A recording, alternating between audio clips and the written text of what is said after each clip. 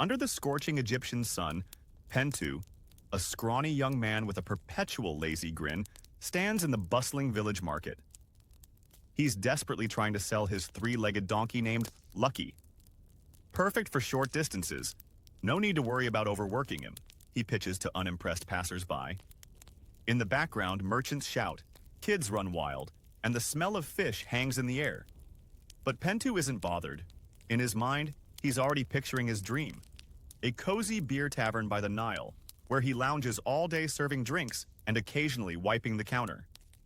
Every time someone laughs at his donkey or shakes their head, Pentu mutters under his breath, "One day, I'll retire rich, and you'll all be jealous."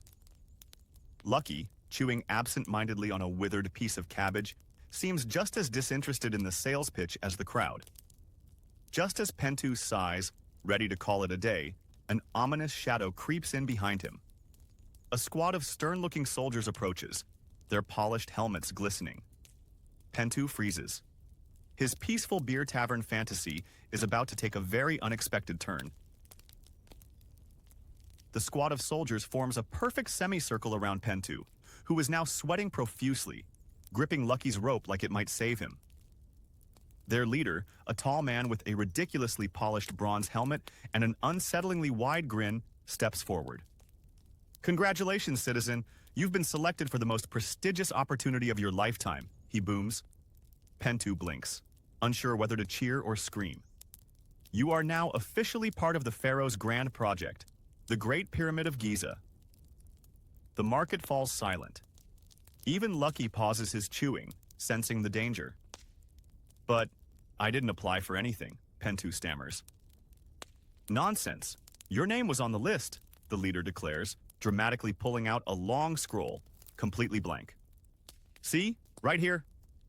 The soldiers nod in exaggerated agreement, clearly rehearsed. Nearby merchants discreetly back away, pretending to rearrange their goods, avoiding eye contact.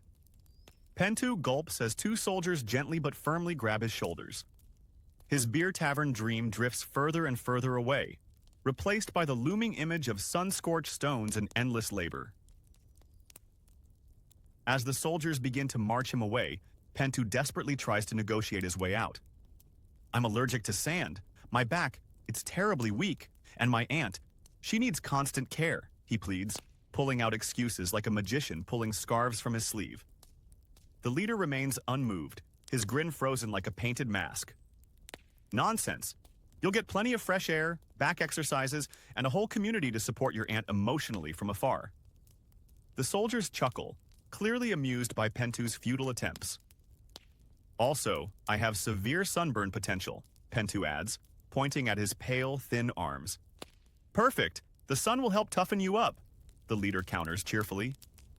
Pentu glances at Lucky, hoping for some sympathy, but the donkey simply sneezes and continues chewing. The leader waves his hand, and the soldiers tighten their grip. "You're a lucky man, Pentu. Many would kill for this opportunity." "They're welcome to it," Pentu squeaks, but his voice is drowned out by the marching drums, signaling the start of his career.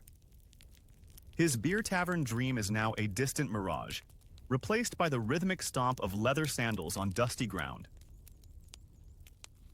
The squad halts as their leader, still grinning like a crocodile, raises his hand for dramatic effect. "Allow me to clarify," he announces grandly. "This is not mere recruitment. You, my friend, have been chosen for the National Mandatory Honorary Service Program, a rare privilege granted by our glorious Pharaoh." The soldiers clap politely as if attending a staged performance. Pentu blinks, baffled. "Mandatory? Honorary? That sounds suspiciously contradictory," he mutters. The leader continues unfazed. "Indeed, you are not just a worker, you are part of history. Your descendants will sing songs of your contribution, assuming you survive." The soldiers chuckle again. "Refusal is, of course, not an option. The gods have already blessed your name on the list." He lifts the same blank scroll as before and pats it proudly. Pentu opens his mouth to protest, but only manages a tiny squeak as the soldiers resume marching, dragging him along. Lucky the donkey lazily follows behind, completely unbothered by his master's impending doom. Pentu is marched along a dusty road now joined by a growing line of fellow recruits. A sad parade of confused villagers, farmers, and craftsmen, all looking like they've just lost a bet. Each person carries a tiny sack of belongings while guarded by cheerful soldiers who whistle, as if this were a picnic. A fat baker waddles along, clutching his rolling pin. A skinny fisherman struggles to drag a net behind him, and a frail old man rides on a squeaky wooden cart pulled by a goat. Pentu glances around, realizing he's now part of the most miserable parade in Egypt. "Do we get matching uniforms?" he jokes half-heartedly. "Absolutely," one soldier beams. "Just wait until you see the khaki loincloths." The group trudges forward under the blazing sun, looking more like prisoners than proud workers. Lucky the donkey lazily follows behind, as always, completely unbothered. The distant outline of the Great Pyramid site slowly appears on the horizon, but instead of awe, Pentu feels a growing sense of dread. As the pitiful caravan continues its slow march, one of the soldiers takes it upon himself to motivate the recruits. With a loud, cheery voice, he begins listing the benefits. 3 delicious meals of bread per day, luxurious shared tents with natural ventilation, and the eternal honor of being part of history. The villagers exchange skeptical glances. "Do we get any meat?" asks the baker hopefully. "Of course. Occasionally you might find a fly in your bread. Protein bonus," the soldier beams. The fisherman raises his hand nervously. "What about rest days?" The soldier laughs. "Every night after sunset is technically a rest period. See? Very generous." Pentu whispers to himself, "This is sounding less like employment and more like a slow, sunny prison sentence." As they march, a massive cloud of dust rises ahead, signaling their approach to the grand construction site. The laughter fades, replaced by the growing realization that things may be far worse than any of them imagined. Finally, after hours of marching, the recruits crest a hill and behold the construction site of Giza for the first time. Instead of a majestic, orderly marvel, they see chaos. Giant stone blocks scattered everywhere, shouting overseers waving sticks, clouds of dust choking the air, and workers running in every direction like headless chickens. Piles of broken tools, half-finished ramps, and confused animals roam freely. Pentu's jaw drops. "This is the project of the century," he mutters. A nearby soldier cheerfully pats his back, sending a puff of dust into Pentu's face. "Isn't it glorious? Organized chaos." Pentu coughs, eyes watering. "I pictured something grander." The soldier beams. "Oh, wait until you see the canteen." In the distance, a giant, half-finished pyramid looms awkwardly, resembling more of a sand-colored mountain of frustration than a monument to the gods. The recruits exchange silent looks of growing horror as they march toward what now feels more like a lifetime sentence than a prestigious job. As the recruits are herded toward the center of the chaos, Pentu finds himself walking next to a fellow new recruit, a young man with bright eyes, messy curly hair, and an unsettling amount of enthusiasm. "First day?" the stranger asks cheerfully. Pentu sighs. "More like first nightmare." The man extends a dusty hand. "I'm Neb. Isn't it incredible? We're building something for the gods themselves. Just imagine, our names immortalized in history." Pentu raises an eyebrow, unconvinced. "Immortalized? Or pulverized?" Neb laughs heartily. "Oh, come on.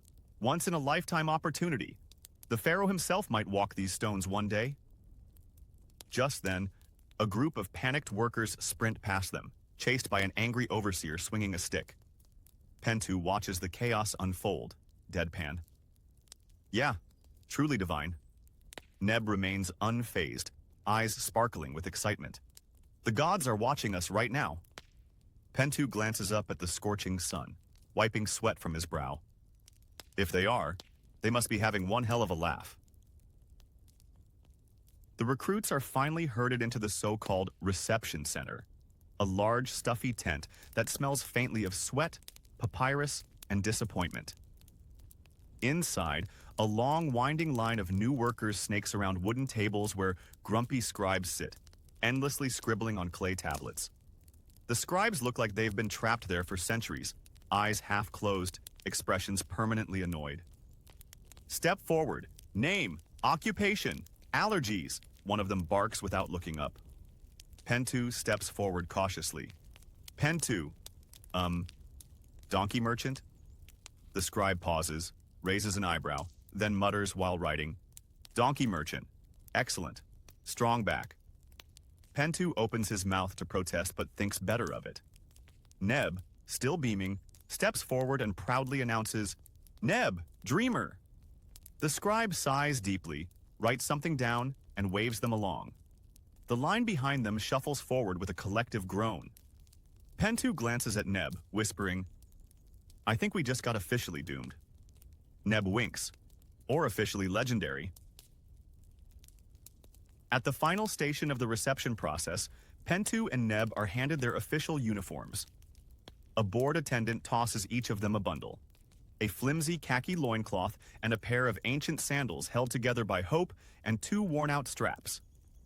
Pentu holds up the loincloth between two fingers, his face twisted in horror. This is... it? The attendant shrugs, chewing lazily on a reed stick. Premium quality, breathable. One size fits most. Neb eagerly wraps the loincloth around himself with childlike excitement.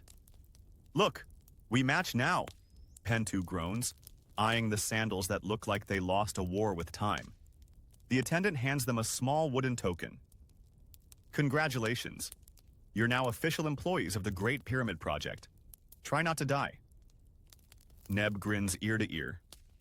First day of the rest of our legendary lives, Pentu mutters, staring blankly at the token. Legendary, indeed. The orientation week begins with a grand welcome presentation led by the supervisor, Menace. A stout, overly enthusiastic man with a dangerously wide smile and an obsession for motivational speeches. In front of a makeshift stone wall covered with crude stick figure drawings, Menace paces like a prophet. Welcome, noble builders of eternity. Today, you join the greatest vision ever conceived under the sun. The recruits blink in confusion, some still adjusting their awkward loincloths. Menace points dramatically at one of the drawings, a triangle that vaguely resembles a pyramid. Behold, our sacred mission, Pentu whispers to Neb. That looks like a child drew it with a broken stick. Neb beams. But the spirit is there. Menace continues, voice booming. Generations from now, people will gaze upon our work and say, wow, they really stacked those rocks well.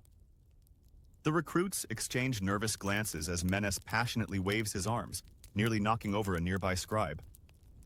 Pentu sighs deeply, realizing this career might be even more absurd than he feared.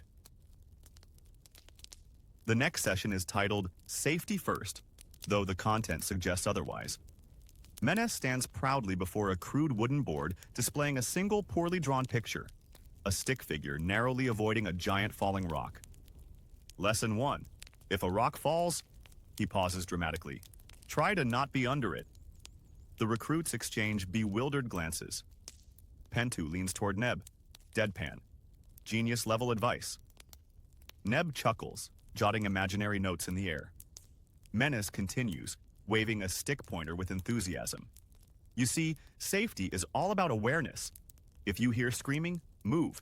If you see people running, run faster. If you feel the ground shaking, pray.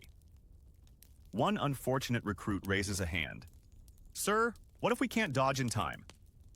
Menace beams. Then you'll contribute to the Foundation. Very noble. The recruits collectively gulp. Pentu mutters, this isn't training, it's natural selection. Neb, ever optimistic, grins. At least it's clear. Next up, the team-building exercise. Menace claps his hands excitedly. Now we practice coordination. Your task. Move this stone together. He points at what he calls a small practice block, still larger than any of the recruits expected. The recruits gather around, staring nervously. Ready? 1, 2, 3. They all push, grunt, and slip simultaneously. The rock budges slightly, then rolls back, causing everyone to collapse in a tangled heap. Pentu lands face first into Neb's feet, while Neb lands on the fisherman's back, who ends up pinned under the baker. Excellent teamwork, Menace cheers, completely ignoring the groans. Pentu's muffled voice rises from under the pile. I think my spine just joined the foundation. Neb, upside down, laughs. At least we didn't drop it on ourselves. That's progress. The scene looks less like training and more like a tragic slapstick comedy, with limbs sticking out in every direction under the blazing sun. As the recruits recover from their disastrous team building, Pentu notices a newcomer sitting cross-legged nearby, furiously sketching on a piece of papyrus. The man has wild, unkempt hair, oversized round eyes full of excitement, and is mumbling to himself. Fascinating. If we use donkey-powered leverage combined with rotating pulleys. Brilliant. Curious, Pentu approaches. What are you doing? The man looks up with an enormous grin. Ah, you must be my teammate. I'm Ipy, inventor extraordinaire. He proudly holds up his chaotic sketch, a complex, questionable contraption involving donkeys, ropes, wheels, and something that suspiciously looks like a giant slingshot. Pentu blinks, stunned. Are you seriously thinking of using donkeys to lift these stones? Ipy nods vigorously. Absolutely. It's revolutionary. Less back pain, more efficiency, and donkeys get exercise. Everybody wins. Neb leans in, eyes sparkling. I love it already. Pentu sighs deeply. I feel like the donkeys might be the smartest part of this plan. After the successful team building, Menace proudly leads Pentu, Neb, Ipy, and the rest of their group into a massive, overcrowded tent. Welcome to your living quarters, he announces.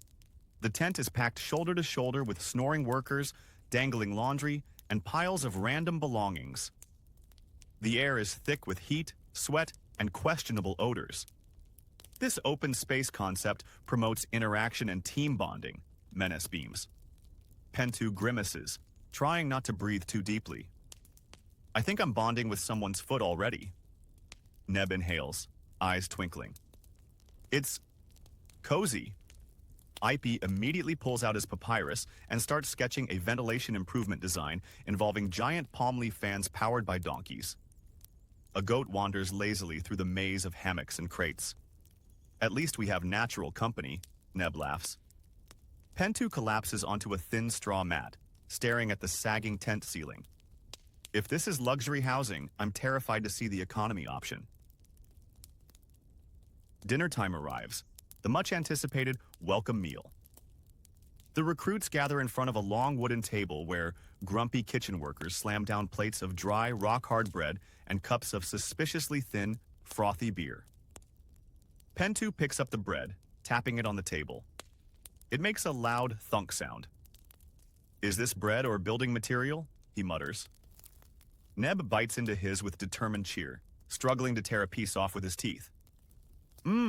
Very crunchy. The beer has a unique mineral finish. Ipy inspects his cup, swirling the watery liquid as if it were fine wine.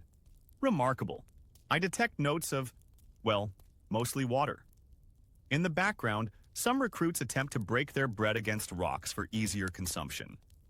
A goat sneaks onto the table, sniffing a loaf before wisely walking away. Pentu sighs, staring at his plate.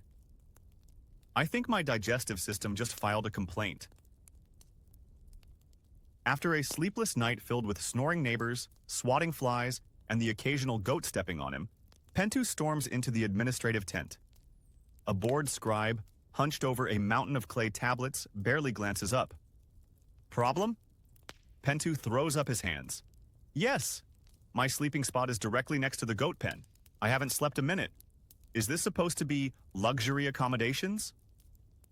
The scribe sighs, lazily dipping his reed pen. Your complaint is noted.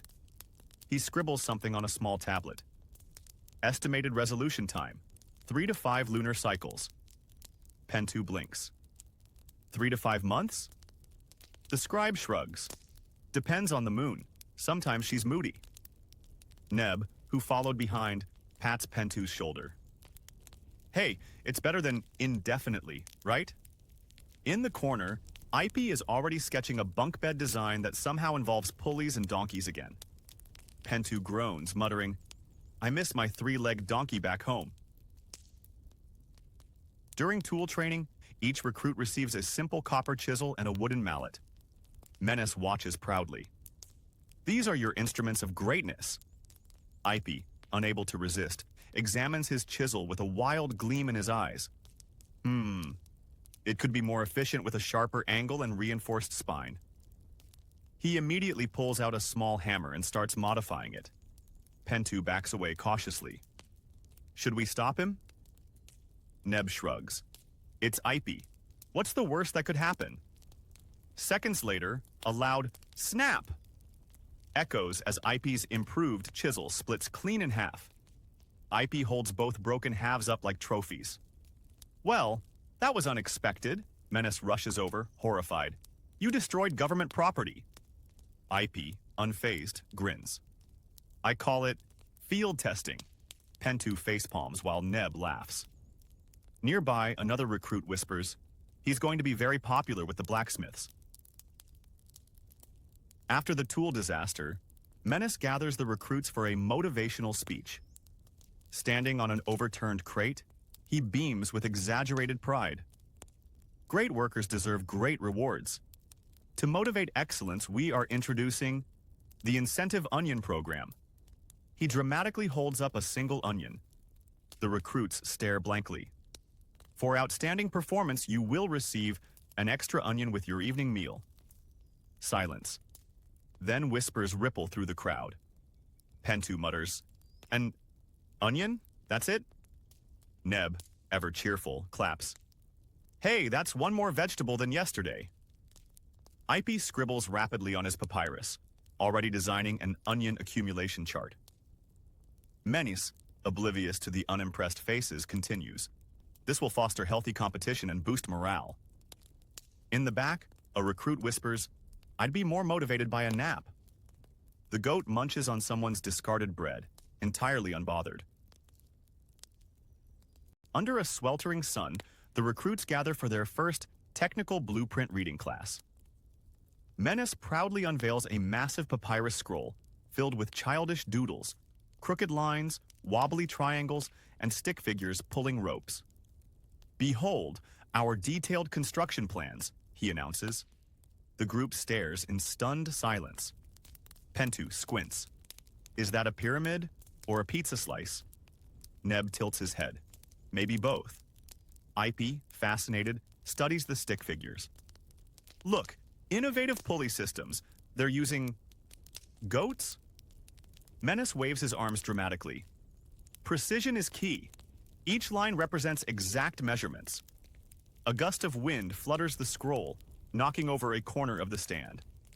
The drawing folds into itself, now looking like an angry crab. Pentu deadpans. Excellent. Now it's abstract art.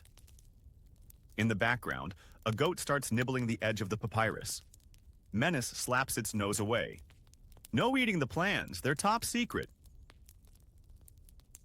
The recruits gather inside a large tent for the Eternal Motivation Seminar.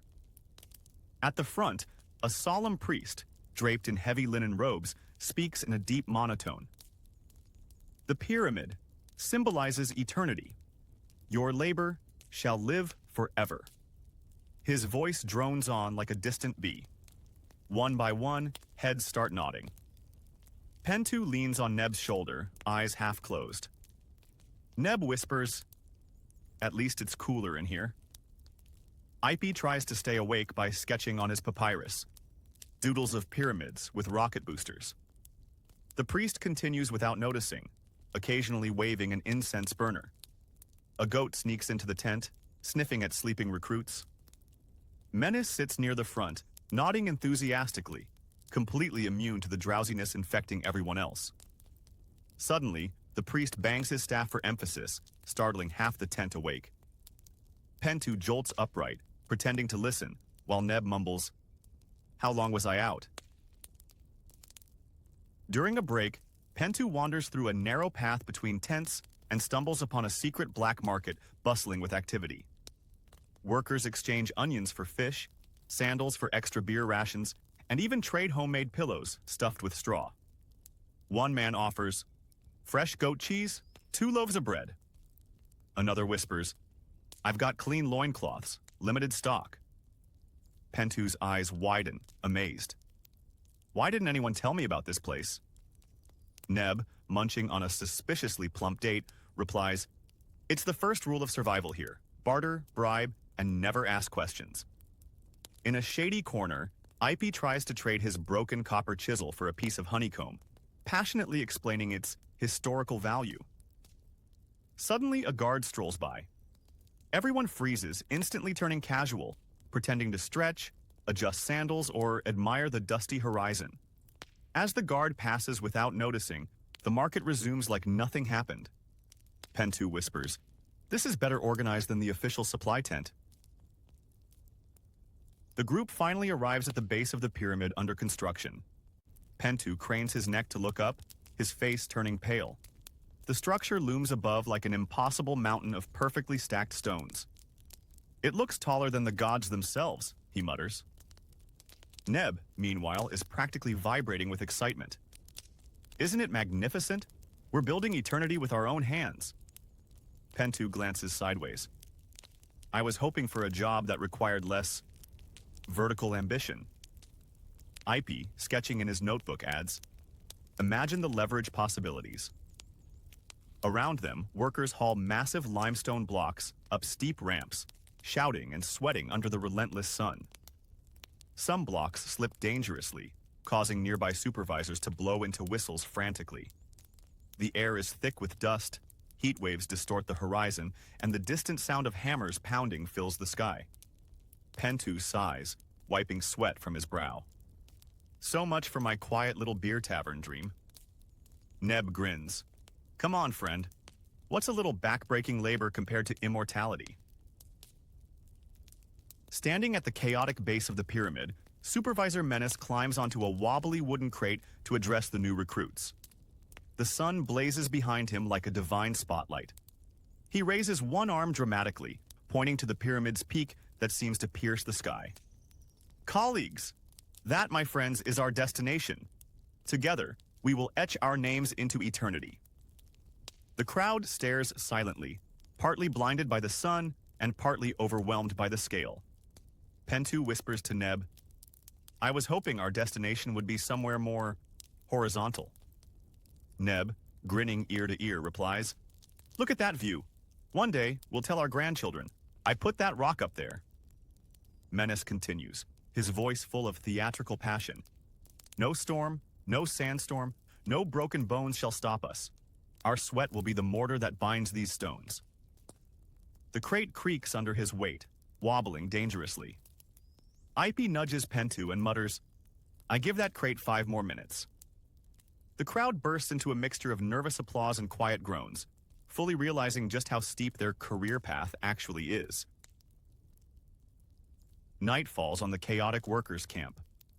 Pentu lies on his back, staring up at the star-filled sky through the torn flap of the overcrowded tent. The ground beneath him is hard, bumpy, and suspiciously damp in some spots. Around him, the snores of dozens of exhausted laborers form a bizarre symphony of wheezes, grunts, and sudden loud whistles. Pentu sighs deeply. In his mind, he drifts into his dream. A peaceful little tavern by the Nile, with polished wooden tables, frothy mugs of beer, a cool breeze, and not a single stone block in sight. "Welcome to Pentu's Oasis," his dream self declares, serving happy customers. But reality quickly intrudes as Neb rolls over and smacks Pentu's arm, muttering in his sleep, "More onions. I earned more onions today." Ipy, snoring next to them, twitches like he's wrestling imaginary gears. Pentu groans, pulling his thin blanket over his head. "Only 20 more years of this," he whispers bitterly. Outside, distant drums beat rhythmically as more stones are dragged into place, like a twisted lullaby welcoming him to his new career. At exactly 4 a.m., the camp explodes into chaos as the alarm clock goes off. A burly soldier stomps through the sleeping rows, banging a wooden club furiously against a large bronze shield. The metallic clang echoes painfully through the tent. Pentu jolts awake, face contorted in horror, clutching his thin blanket like a shield. Around him, dozens of groggy workers flail and groan, bumping into each other as they stumble to their feet. Rise and shine, pyramid heroes, the soldier shouts with a twisted grin, slamming his club rhythmically. Neb, still half asleep, salutes the soldier and says, "Thank you, sir. May I have another?" Earning a puzzled look. Ipy, meanwhile, tries to cover his ears with his flimsy sandals. Pentu mutters bitterly, "I miss my three-legged donkey. At least it didn't scream at me at dawn." Outside, more soldiers march back and forth, ensuring nobody dares fall back asleep. The first day of full labor has begun, with an ear-splitting wake-up call no one will ever get used to. After the traumatic wake-up call, the workers shuffle like zombies towards the breakfast tent. The feast is already waiting.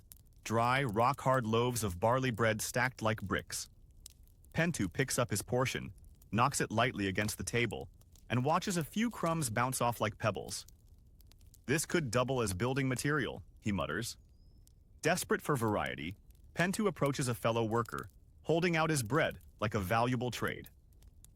"I'll swap you this for anything. A turnip, a beet, a slightly less hard rock." The man stares, unimpressed, and declines. Neb happily munches his own rock bread, declaring, extra fiber today." Meanwhile, Ipy tries biting into his loaf, only for his weak tooth to chip with a tiny crack. "Innovative dental extraction," he jokes painfully.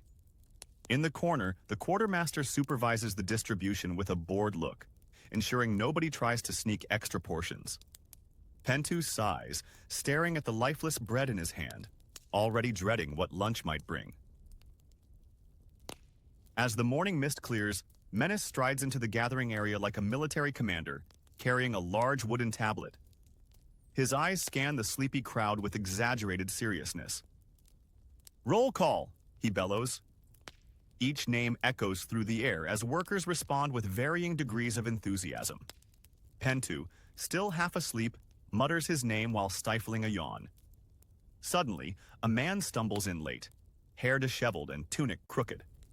The crowd collectively gasps as Menace's head slowly turns toward the offender. "Ah, late are we?" Menace says with a grin too wide to be friendly. The poor man gulps. "To the donkey pens, the stables are in desperate need of sanitation assistance," Menace declares, theatrically waving his hand. The crowd chuckles nervously. Neb whispers to Pentu, "At least it's not the scorpion pit this time." Menace continues reading the names, occasionally glaring at anyone who dares to blink too slowly. Pentu sighs, already regretting being born in this century. The sun rises mercilessly as Pentu and the crew arrive at the quarry. The once cool air quickly turns into a suffocating, dusty oven. Menace claps his hands sharply. "Positions, people! The stones won't break themselves." Rows of workers pick up crude copper chisels and wooden mallets. The rhythmic clang of tools quickly turns into a maddening chorus of dull thuds. Dust clouds rise with every strike, coating everyone in a thin layer of beige powder. Pentu squints through the haze, coughing. "I think I just inhaled half a pyramid," he mutters. Neb tries to stay positive, humming an upbeat tune that only makes the others more irritated. Ipy adjusts his awkward leaf hat, already drooping over one eye. Occasionally, sparks fly when a chisel hits a hard spot, causing brief flinches across the line. Supervisors stroll by lazily, holding fans while shouting generic motivational phrases like, "For Pharaoh's glory." Pentu wipes sweat from his brow, eyes already darting toward any possible shade. The day has only just begun, but his energy feels as if it's been drained for years. As sweat pours down their backs, Ipy suddenly snaps his fingers. "Wait, what if we pour water on the stone? It might soften it." Everyone pauses. For a moment, hope flickers. Neb eagerly grabs a nearby bucket of water and splashes it onto the massive rock slab. The stone, of course, remains utterly unimpressed. Ipy leads the charge, chiseling enthusiastically. Within seconds, thick muddy water starts splattering everywhere. Pentu wipes his face, now covered in wet grime, and deadpans. "Brilliant innovation, Ipy. We've turned stone breaking into mud wrestling." The others glare at Ipy as droplets of mud fly in all directions with every hammer strike. Neb, ever the optimist, laughs nervously. Hey, at least it's cooler now. A particularly strong swing sends a huge splash straight into Menace, who had just arrived for his inspection. He freezes, dripping mud, eyes twitching. Everyone goes silent. Menace wipes his face slowly, takes a deep breath, and growls, "Very innovative. If you enjoy mud, I can assign you to the latrines." The group resumes work, now more careful with their splashes, while Ipey awkwardly pretends his experiment was only a prototype. The quarry echoes with dull hammering, dust swirling in the scorching sun. In the middle of it all, Neb suddenly belts out a cheerful work song at full volume. "Oh, mighty Pharaoh, your pyramid grows, while we break our backs and smash our toes." His voice cracks, but he keeps going, swaying like a bard. Some workers pause and chuckle, others roll their eyes. Pentu sighs, wiping sweat off his brow. "Neb, if singing made the stones lighter, we'd be done by now." Ipey joins in with off-key humming, completely tone-deaf but enthusiastic. Menace, passing by, stops dead in his tracks, jaw twitching. "What is this?" he hisses. Neb, still grinning, replies, "Team morale, sir. Singing boosts productivity." Menace narrows his eyes, raising a finger. "If I hear one more note, I'll assign you to the Dung Pit's choir." The workers quickly return to silent hammering, while Neb hums under his breath, refusing to be completely silenced. Pentu mutters, "I swear, one day Neb will get us all transferred to the Dung Pits." A loud crash echoes across the quarry, as one worker slips on loose rubble and tumbles face first into a pile of rocks. The whole worksite freezes for a moment. Then a collective sigh of, "Not again," rolls through the crowd. Menace storms over, inspecting the poor man's bruised and dusty face. "Another safety incident? That's 3 this week," he grumbles. The worker weakly raises a hand. "Sir, I think I need a short break." Menace huffs, "Fill out the injury report." A scribe appears with a stack of 3 thick clay tablets and a dull stylus. The injured man groans. "3 tablets? Just to rest for a day?" The scribe shrugs. "That's the paperwork, my friend. First tablet, accident details. Second, witness statements. Third, your sworn promise to return by sunrise tomorrow."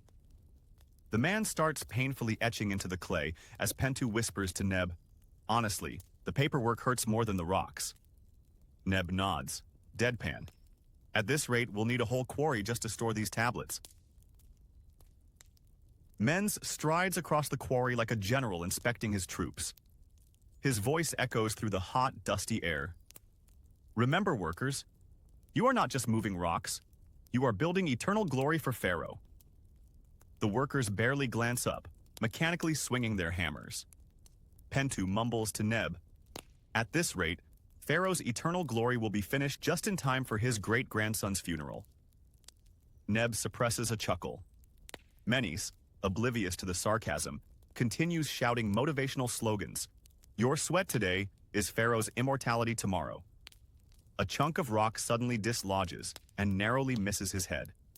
He pauses, clears his throat, and yells louder, "Safety is your personal responsibility." The workers roll their eyes. In the background, Ipey is attempting to balance his giant palm leaf sun hat again, looking like a struggling mushroom. Menace proudly finishes, "One day, generations will admire this masterpiece, while you enjoy eternal rest." Pentu deadpans, "I think we'll get to the eternal rest part much sooner than he expects." Pentu deliberately slows his hammer swings, pretending to focus intensely on precision. Menace immediately spots him and storms over like a hawk targeting prey. "Pentu," he barks, "what do you call this? A gentle massage for the rock?" Pentu feigns innocence, wiping sweat dramatically. "Supervisor Menace, I believe quality surpasses speed. We wouldn't want to deliver poorly shaped blocks to Pharaoh's tomb, would we?" Menace narrows his eyes, suppressing an eye twitch. "Productivity is quality, Pentu," he declares. The nearby workers snicker. Menace launches into a full lecture about national productivity standards and glorious quotas, quoting imaginary royal decrees. Neb whispers to Ipey, He could give sermons in the temple with that voice. Ipy nods, adjusting his failing palm leaf hat yet again. As Menace dramatically points to the blazing sun, declaring it witness to their duty, another pebble falls and bonks him lightly on the head. The workers struggle to stifle laughter. Menace, face red, straightens up, barks, "Back to work," and marches away stiffly, mumbling about discipline erosion.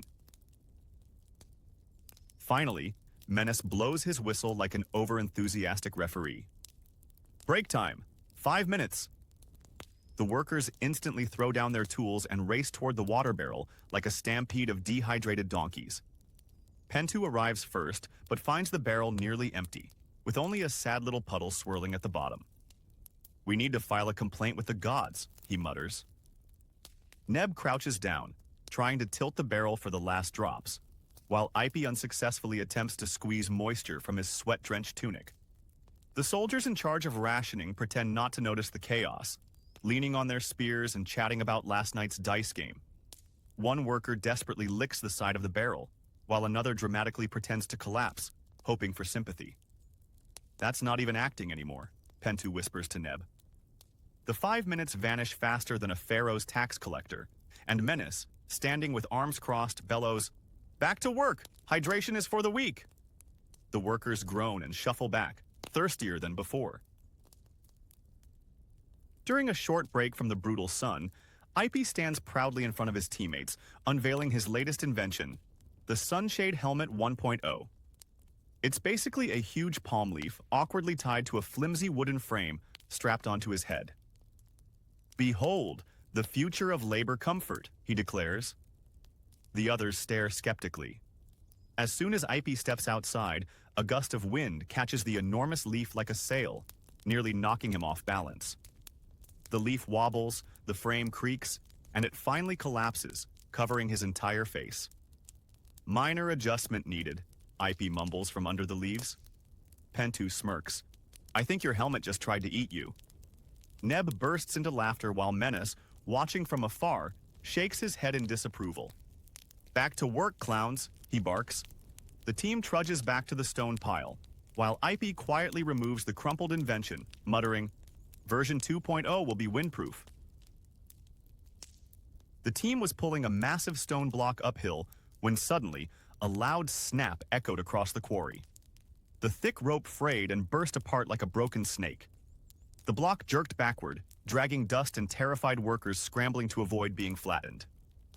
"Run!" screamed Pentu, leaping aside as the stone thundered down. Neb tripped, landing face first into the sand, while Ipy barely dodged, losing his sandal in the process. The block finally crashed into a pile of other stones, sending smaller rocks bouncing everywhere like deadly popcorn. Menace appeared, red-faced, blowing his whistle furiously. "Who checked the ropes?" he roared. The workers pointed fingers at each other in chaotic panic. "It wasn't me. I thought you did it. The rope looked fine this morning." Meanwhile, Ipy retrieved his lost sandal, shaking his head. "Next time, maybe we tie 2 ropes." Pentu exhaled, or just build a smaller pyramid. After the rope snapped and the stone chaos settled, Menace arrived with his signature angry march, clutching a wooden tablet and stylus. This is a serious safety breach," he bellowed, dramatically scribbling notes as if carving history itself. Pentu peeked over his shoulder, reading upside down, "Incident report, number 47, rope failure. Workers exhibited uncoordinated panic response." Menace mumbled, "We'll need 3 additional meetings to review this safety violation and update Protocol 12B. Ipy, still trying to shake dust out of his hair, whispered, "I thought Protocol 12B was about the kitchen fire drill." "Shh," Neb hissed. Menace continued writing, adding, "Suggested corrective action, mandatory weekly rope inspection training, and positive chanting exercises." Pentu rolled his eyes, muttering, "Next they'll make us sing happy songs while checking ropes." Meanwhile, Menace raised his hand dramatically. "For the glory of Pharaoh, we must improve safety culture." The workers groaned in unison.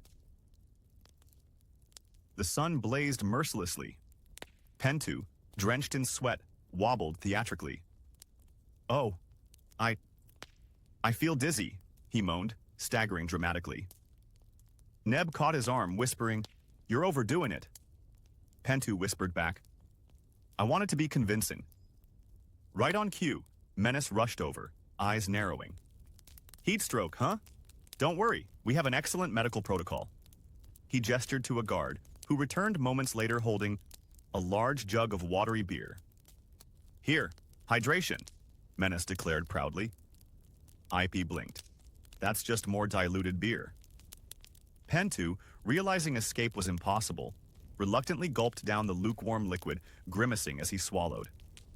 "Ah yes, the sacred remedy of Egypt," Menace proclaimed. "2 more cups and you'll be ready to pull boulders again." The other workers rolled their eyes. "I should have just kept working," Pentu muttered. But it was too late. The second cup was already being poured.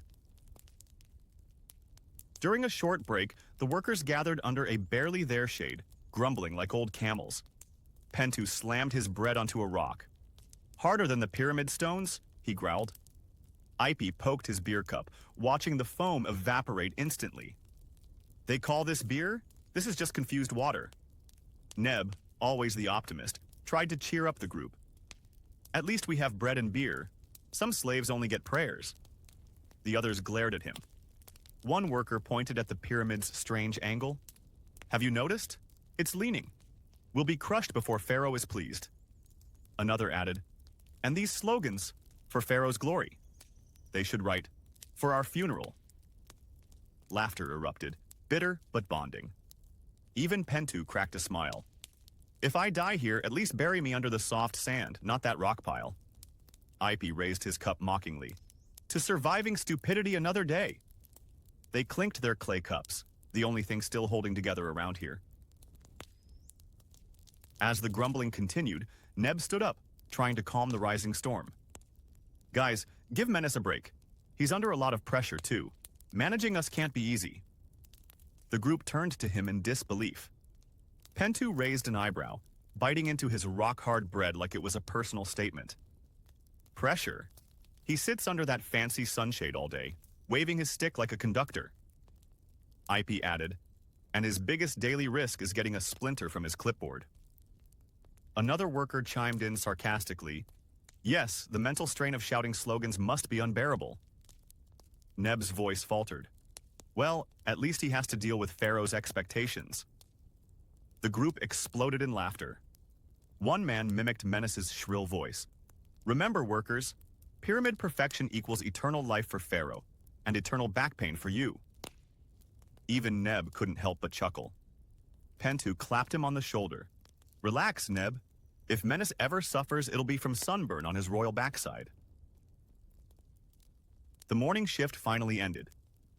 The workers trudged back to camp like a caravan of exhausted mummies, coated head to toe in a thick layer of stone dust.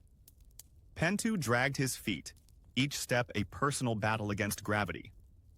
"I think I lost 3 years of my life today," he groaned. Neb coughed out a cloud of dust. "I can't tell if this is sweat or if my organs are melting." Ipy tried to shake off the dust, but only created a mini sandstorm around him. "Congratulations, gentlemen," he wheezed. "We've successfully turned into walking sandbags." As they approached the camp, the sight of a distant water jug sparked hope, until a group of senior workers snatched it like vultures. "Survival of the thirstiest," Pentu muttered bitterly. The camp itself looked like a battlefield after a sandstorm, with limp bodies scattered under makeshift tents. Even the donkeys seemed exhausted, lying flat and refusing to move. "At least they don't have to listen to Menes," Ipy sighed. Neb glanced up at the blazing sun and whispered, "And this is only the morning shift." Lunchtime arrived, but calling it lunch was a bit generous. The workers gathered under the flimsy cloth tents, their faces dull with exhaustion. Each received a small chunk of rock-hard bread and 2 sad-looking onions. Pentu stared at his portion. "Is this bread or a weapon?" he mumbled, tapping it against the ground. It made a dull thud. Neb tried to take a bite, but nearly dislocated his jaw. Crunchy," he groaned sarcastically. Ipy sniffed the onions and grimaced. At least these won't break my teeth, but my stomach might stage a protest later. The camp was silent except for the faint crunching sounds and the occasional frustrated sigh. The donkeys nearby chewed lazily on some hay, looking smug. Pentu watched them enviously. "Why do the donkeys eat better than us?" he whispered. Neb replied, "Because they're essential workers." The joke fell flat as everyone was too tired to laugh. Even the flies circling around seemed sluggish in the heat. "Bon appétit," EP said dryly, raising his rock-hard bread like a toast. The group munched on in silence, mentally preparing for the brutal afternoon shift. As Pentu sat miserably chewing his rock-hard bread, his eyes caught a small stray cat lounging nearby. The cat, with sleek fur and smug eyes, was being fed fresh fish scraps by a kind cook. Pentu watched as the feline delicately licked the juicy meat, its tail flicking in pure satisfaction. "Unbelievable," Pentu muttered. "That cat eats better than me, works less, and looks happier." Neb chuckled. "Maybe we should apply for its job." The cat stretched lazily, rolled on its back, and let out a satisfied purr, completely oblivious to the envious humans. IP added, "At least someone around here enjoys this place." As the workers gnawed on their dry bread and bitter onions, the cat sauntered over to a shaded spot, curled up, and dozed off. Pentu sighed deeply. "Reincarnate me as a cat next life," he whispered to the sky. Even the donkeys seemed to glance over in agreement, their jaws rhythmically munching hay. The brutal sun beat down, but the cat remained cool, shaded, and full, embodying everything the laborers secretly dreamed of in that moment of absurd misery. After the dry lunch, Ipy, always the inventor, unveiled his latest innovation. Holding a rag, he declared, "Gentlemen, behold, the beer filter 3000. The group watched skeptically as Ipy poured the murky beer through the cloth into a clay cup. "This will eliminate the sand and extra protein," he said proudly.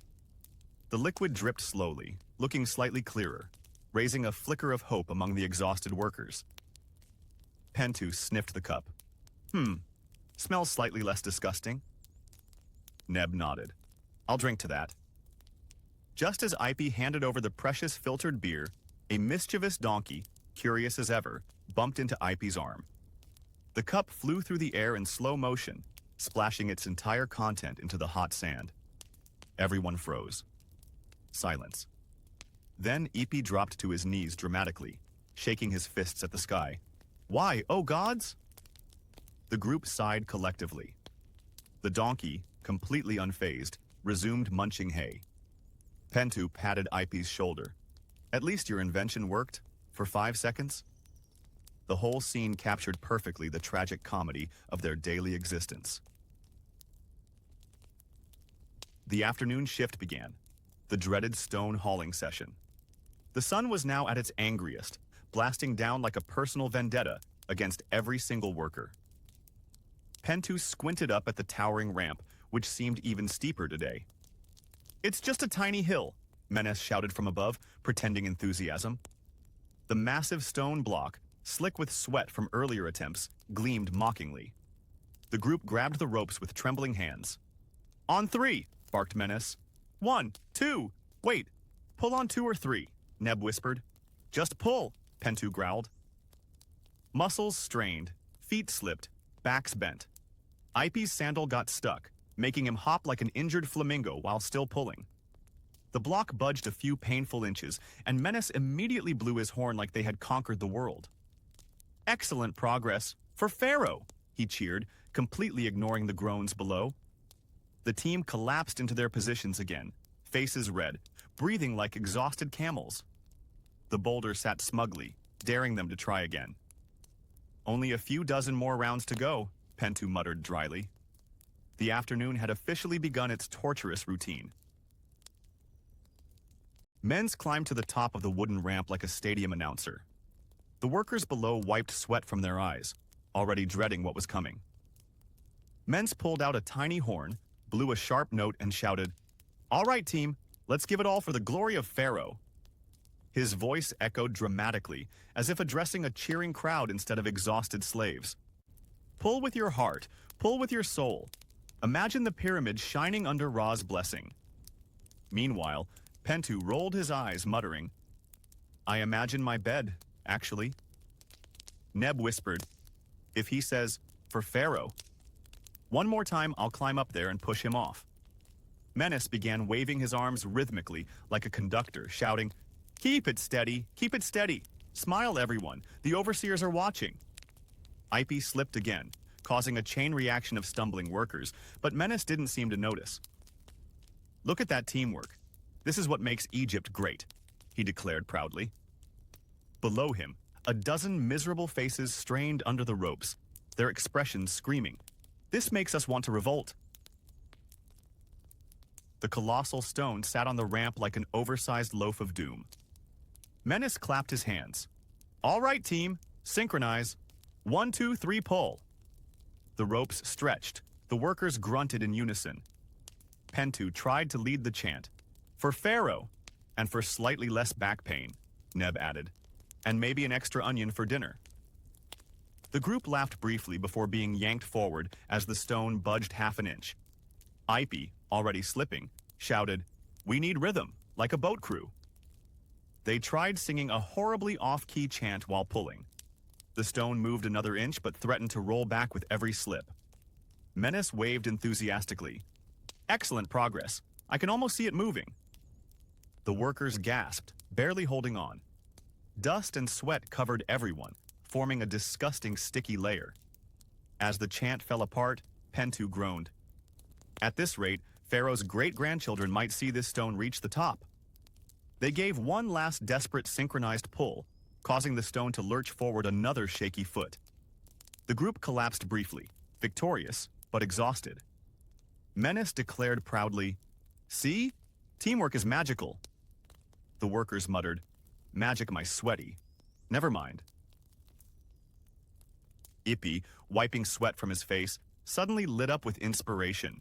Wait, what if we lubricate the ramp with wet mud? The stone will glide up smoothly.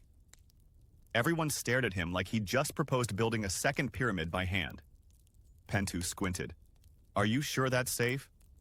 Of course, Ipy beamed. Minutes later, buckets of muddy water were poured down the slope. The team positioned themselves and started pulling. At first it worked. The stone slid forward with surprising ease. See?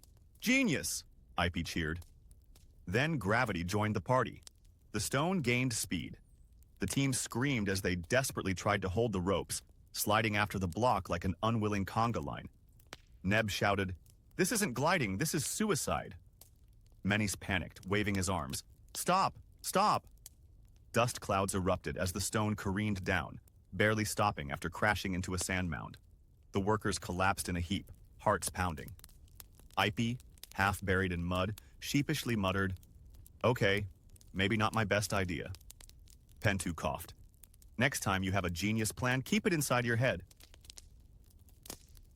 As the sun dipped towards the horizon, painting the desert in shades of gold, Pentu and the team stood before the massive stone.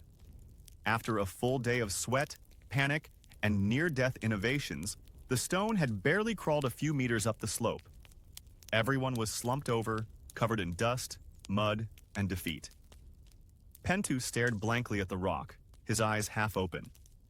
So, after all that, we moved it. What? 3 meters? Neb wheezed. 2.5 if you count the rollback, Ipy added, spitting out a clump of mud. Menace scribbled furiously on his tablet, mumbling, I will report great progress today. Pharaoh loves good news. The workers exchanged deadpan glances. Great progress, Pentu repeated, his voice as dry as the desert air. The only one who seemed satisfied was a random stray cat, now perched proudly on top of the giant stone, licking its paw like the true supervisor. As dusk settled, the exhausted team dragged themselves back to camp. The stone sat stubbornly in place, mocking their existence. Pentu muttered, only 999 more blocks to go. As night falls over the dusty camp, the exhausted workers gather for dinner. The menu is, as always, stale bread. But today, Menace brings a special reward for top performers. A small basket containing exactly 8 dates. the crowd stares at the dates as if they were sacred jewels. Menes, with theatrical flair, calls out names of those who excelled today, mostly his favorites and anyone who laughed at his jokes earlier. Pentu watches bitterly as Neb proudly accepts his date and immediately polishes it like a prized gemstone. IP sighs, whispering, "Imagine living long enough to tell your grandkids you once earned a date for moving a rock." The rest of the workers chew their bread in silence, their eyes fixed longingly on the precious fruits. Even the camp's stray cat eyes the dates, tail flicking, waiting for any crumbs. The air is filled with the crunch of dry bread, occasional sighs, and Menes loudly proclaiming, "See? Hard work brings sweet rewards." Nobody laughs. Unable to accept Neb's smug grin as he savors his precious date, Pentu hatches a desperate plan. He approaches one of Menes's favored workers, offering a trade. "How about I tell you the funniest joke you've ever heard, and in return, you give me your date?" The worker pauses, intrigued. Pentu launches into an elaborate story involving a clumsy high priest, a runaway goat, and a very unfortunate sacred urn. The joke is long, winding, and, most importantly, not that funny. By the end, the worker blinks and says flatly, "That's it?" Pentu nervously chuckles. Maybe it's funnier in hieroglyphs. The worker clutches his date tighter, clearly unimpressed. Nearby, Neb watches the failed negotiation with great amusement, popping the date into his mouth with exaggerated joy. IP pats Pentu on the back sympathetically, whispering, "You should have offered him a rock. At least those are in abundance here." Pentu sighs, staring at his dry piece of bread like it's mocking him. As night falls, the workers gather reluctantly in front of the main tent.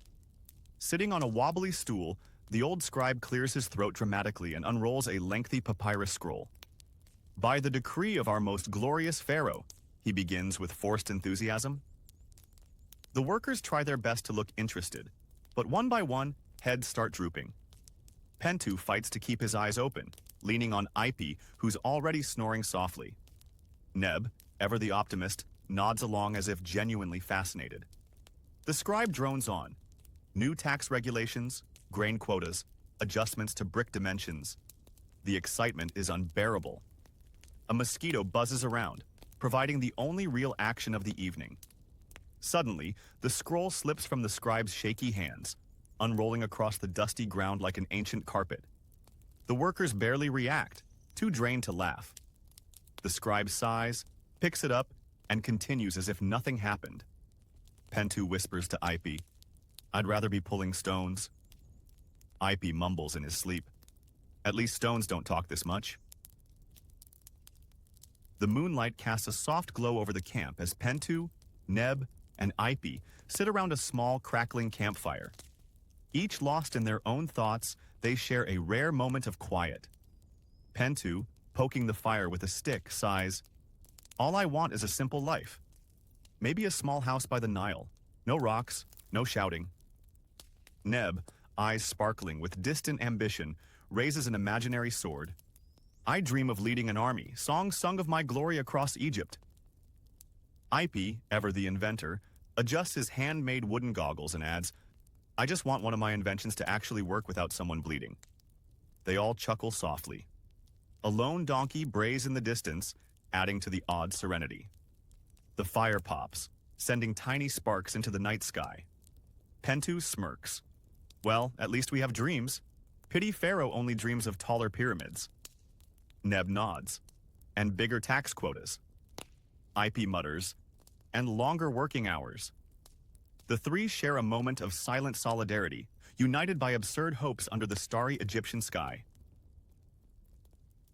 Just as the night seems peaceful, a loud commotion erupts near the food storage tent. Two laborers, Kebi and Hori, are grappling furiously, kicking up dust and drawing a crowd. "He stole my onion!" Kebi shouts, waving a half-eaten onion stump like evidence. Hori retorts, "It was rolling on the ground. Finders keepers." The bystanders form a circle, cheering as if it's an official wrestling match. Pentu, still holding his leftover bread, mutters, "We're fighting over onions now. We've truly hit rock bottom." Neb comments, "At least it's entertaining." Ipy, adjusting his broken goggles, suggests, maybe we can invent a sport out of this. Menace arrives, blowing his horn loudly. Enough, he roars. You will both spend tomorrow cleaning the latrine pits, and no onions.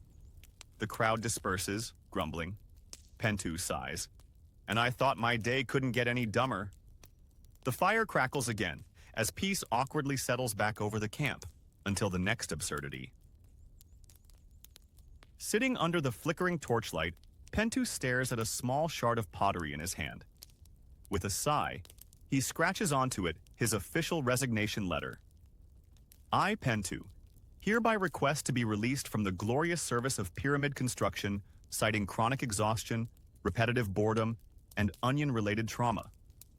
He hands it dramatically to Menace, who raises an eyebrow, takes a brief glance, and then laughs.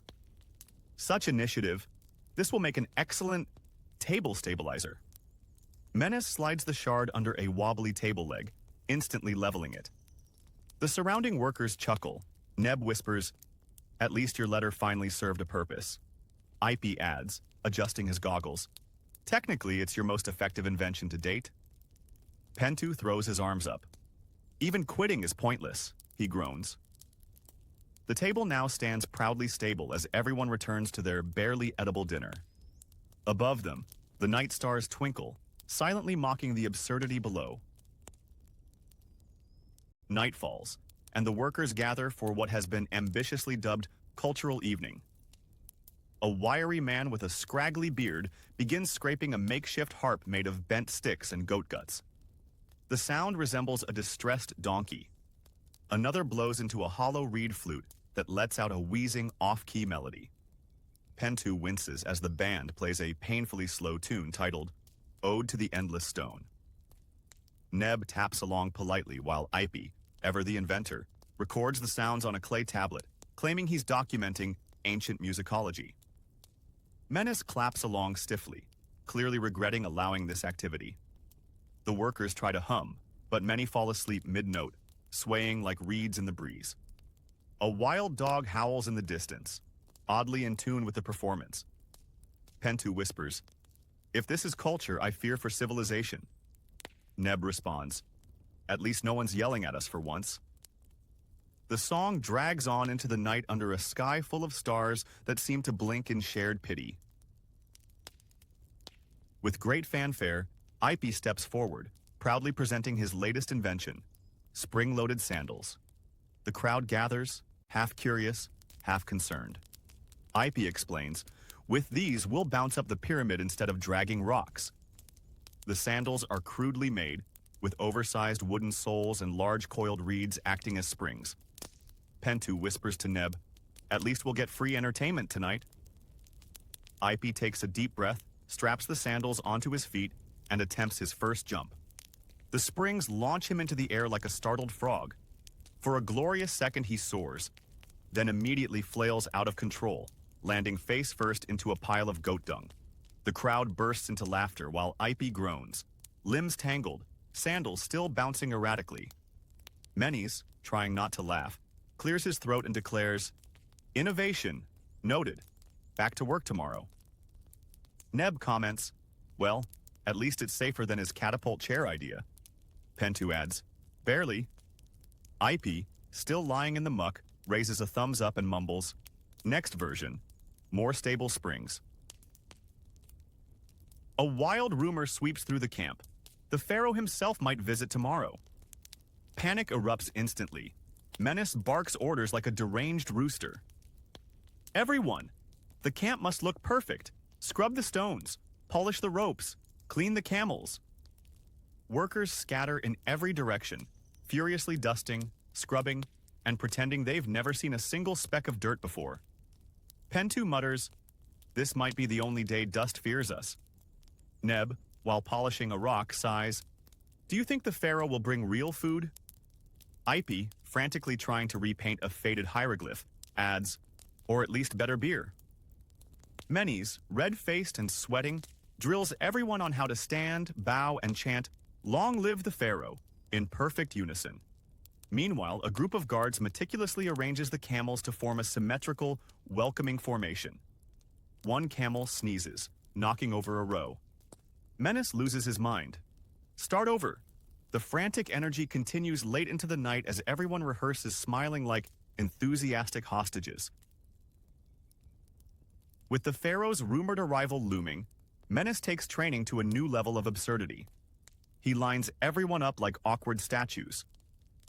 Again, louder, with more enthusiasm, he screams.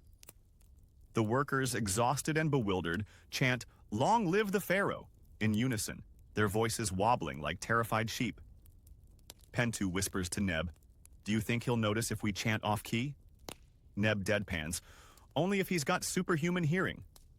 Ipy, ever the inventor, tries to build a synchronized hand-waving contraption out of sticks and ropes to make the cheering look uniform. It immediately malfunctions, smacking several workers in the face. Menes throws a fit, stomping and waving his arms like an angry flamingo.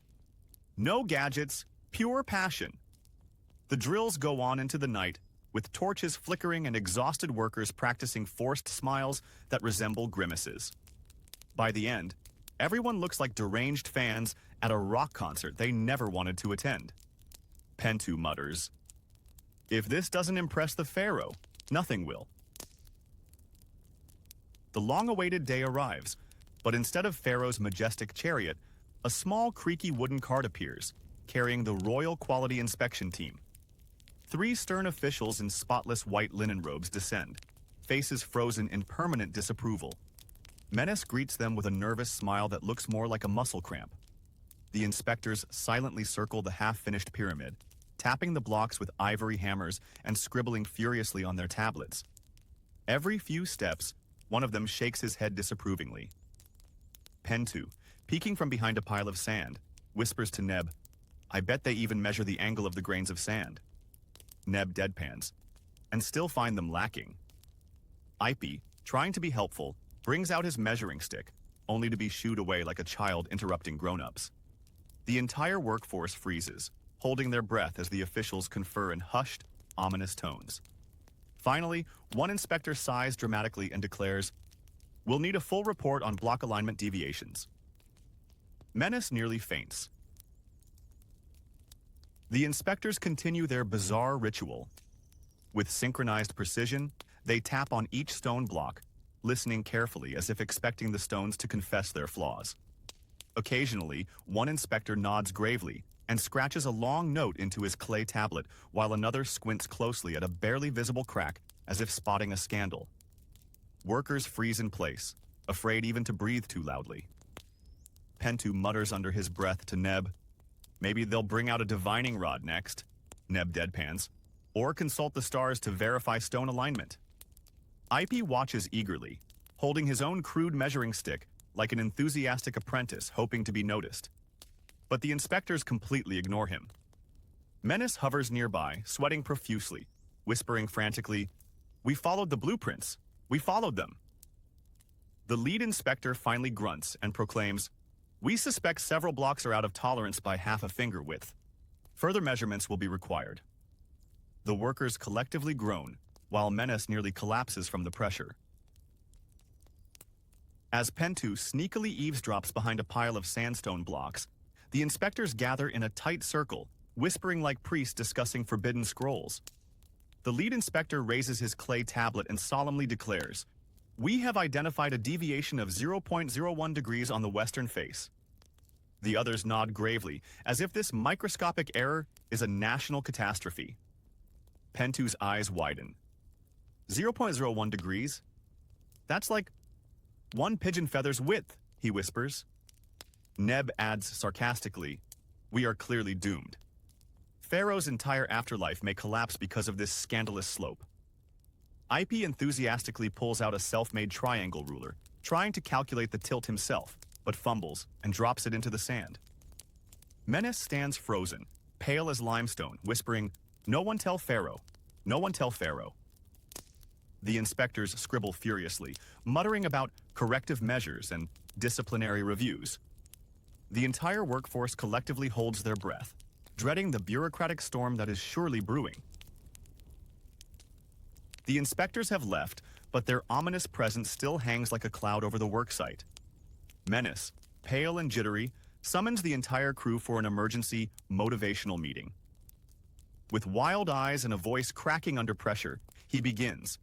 From now on, perfection is not enough. We demand ultra-perfection. The workers exchange exhausted glances. Neb whispers to Pentu, "What's next? Measuring the air particles for symmetry?" Menace paces back and forth like a man possessed, pointing to invisible flaws in the stone blocks. "This one is too stone-like. That one is breathing too heavily." Ipai timidly suggests, "Maybe if we polish the pyramid with goat fat, it'll be shinier?" Menace freezes, then snaps. "Excellent. Start massaging every stone immediately." The workers groan. Pentu mutters, "Even the gods would resign from this project." The sun sets as Menace furiously draws complex improvement charts on the sand, while everyone tries to look busy polishing rocks that already sparkle. After the storm of inspections and Menz's nervous breakdown, the camp is strangely quiet. The old scribe, who doubles as the HR department, calls for a group counseling session. Sitting cross-legged under a small tent, he clears his throat and begins, "Conflicts arise because we have lost our spiritual balance." The workers stare blankly. "When you feel anger, do not strike your fellow worker. Instead, pray to the gods for inner peace." Pentu whispers to Neb, "I'd rather pray for better food." The scribe continues, offering absurd metaphors about harmony between stones and workers. Ipi, ever the inventor, raises his hand. "Master, can I invent a device that prays for us automatically?" The scribe blinks, momentarily confused, then nods solemnly. "If it brings balance, proceed." Neb chuckles. "Great, an automated praying machine. That'll fix everything." The session ends with everyone forced to chant monotonous hymns while suppressing yawns, as the sun sets behind the half-built pyramid.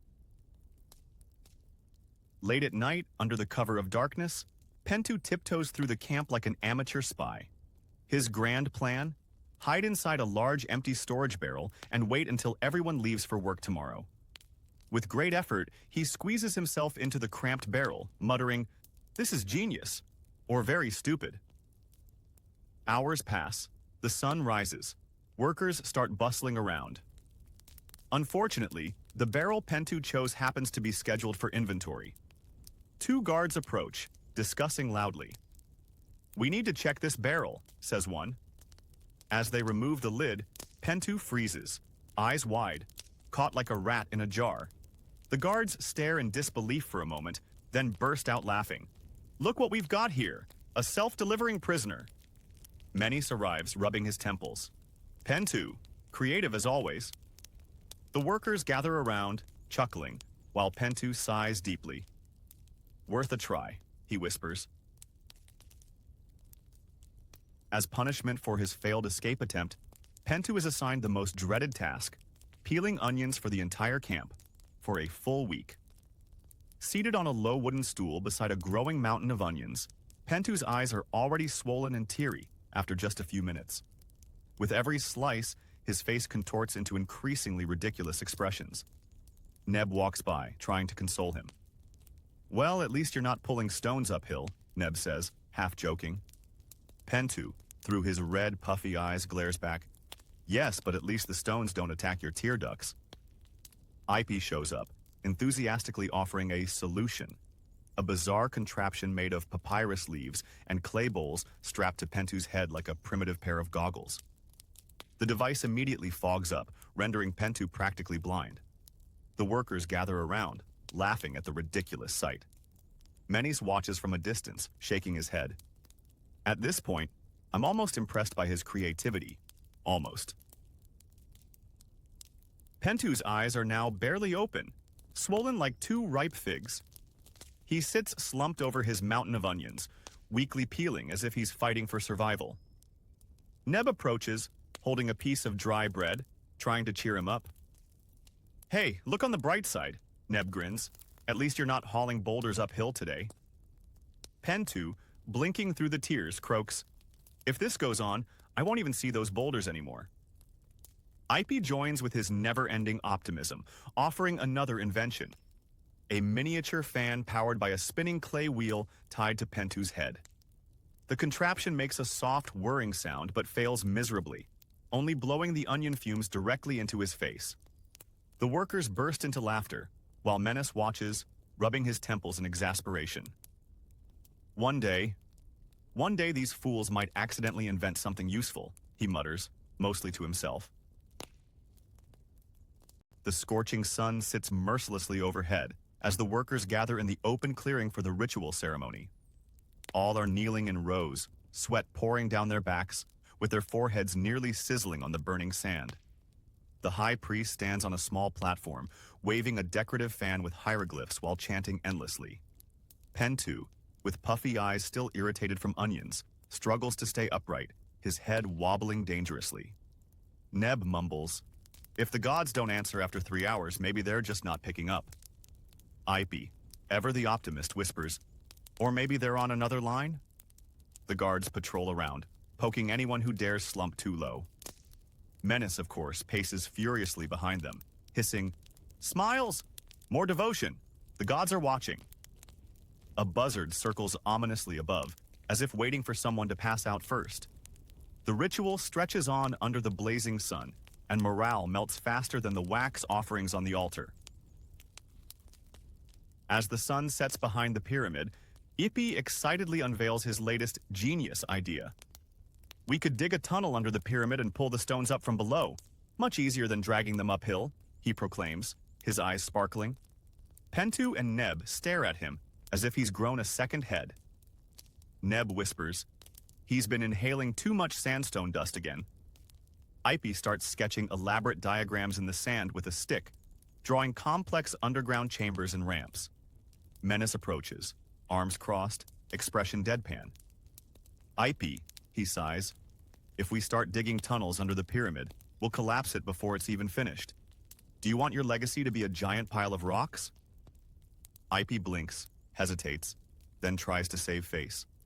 "Or we could not do that yet." Pentu leans over to Neb and mutters, "At least he didn't suggest installing elevators this time."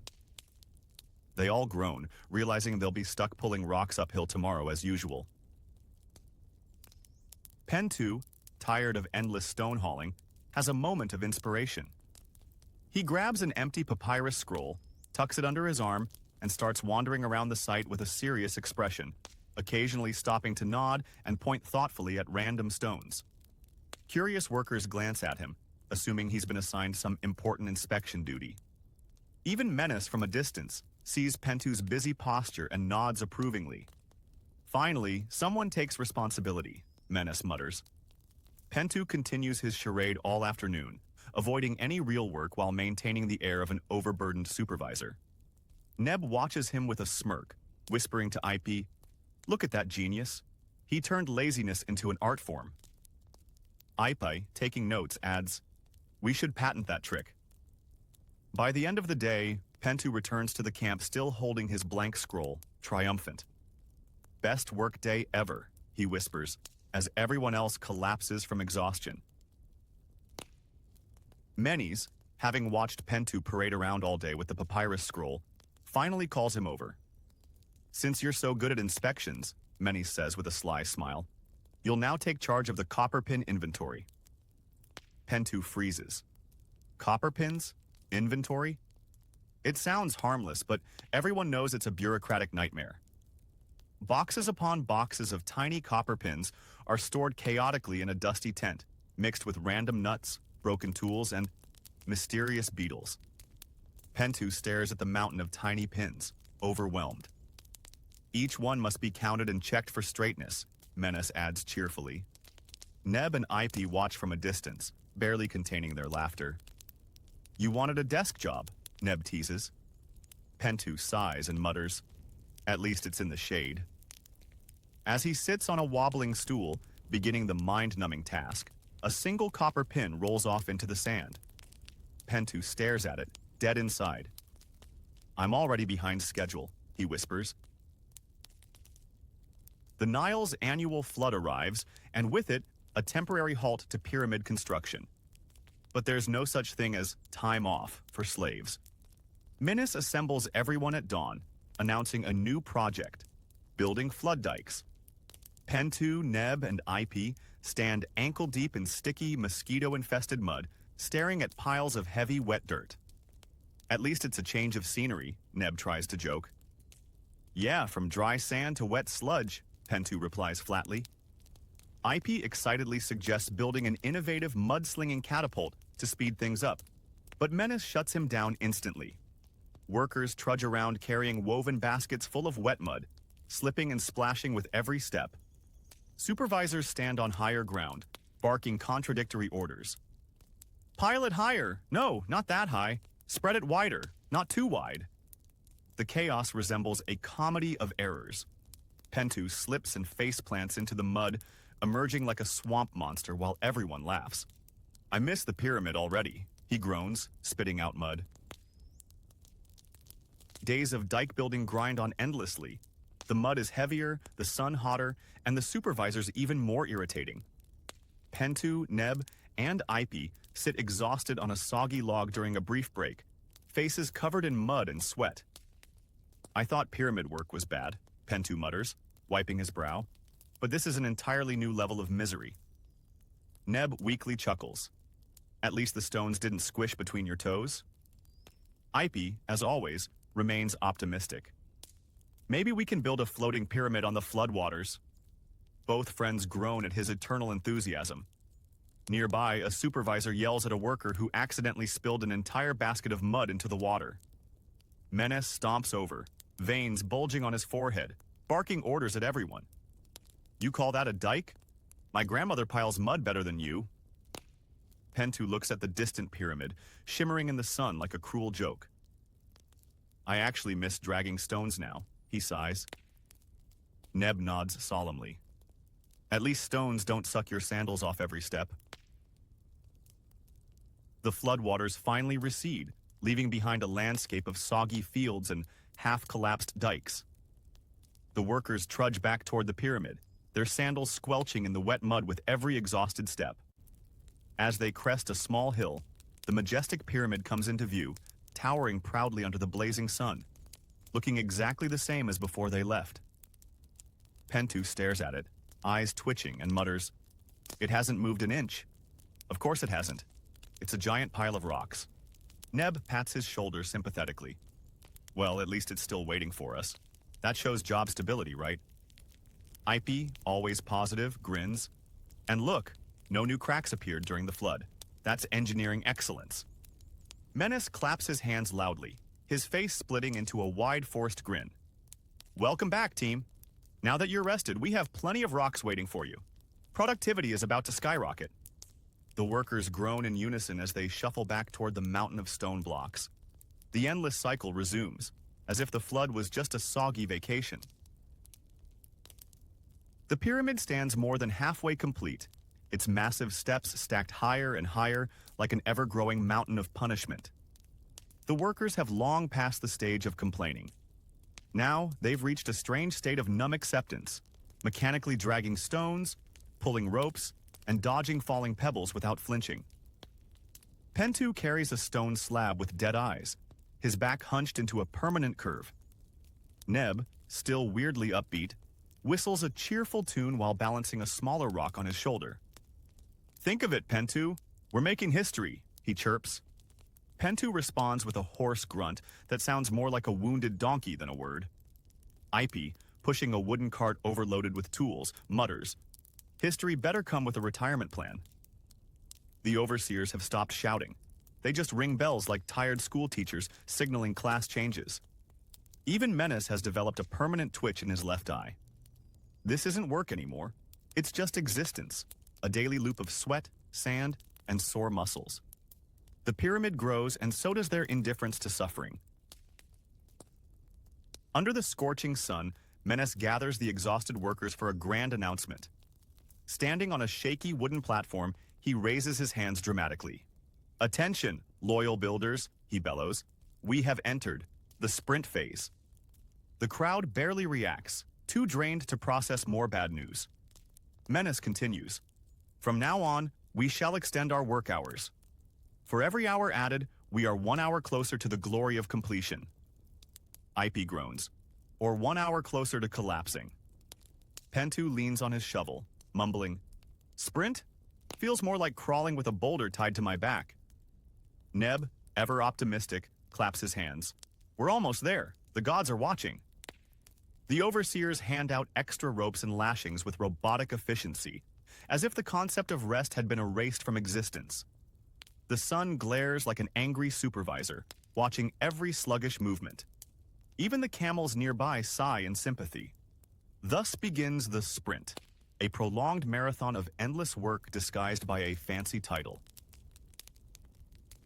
As the sun beats down mercilessly, Neb wipes sweat from his brow and gazes up at the ever-growing pyramid with sparkling eyes. "Look at it, Pentu. We're so close. Soon we'll stand before the gods themselves." Pentu squints up, barely able to keep his eyes open. "If by gods you mean the medic tent, sure." Neb ignores the sarcasm, raising his hands as if addressing the heavens. "Do you not feel it? The divine energy? The eternal glory awaiting us?" Ipe, struggling to drag a stone slab, gasps, "The only thing eternal is this back pain." Neb continues his speech like a possessed prophet, gathering a few equally delusional followers. "Our sweat shall be immortalized in history. The gods will sing our names," Pentu mutters.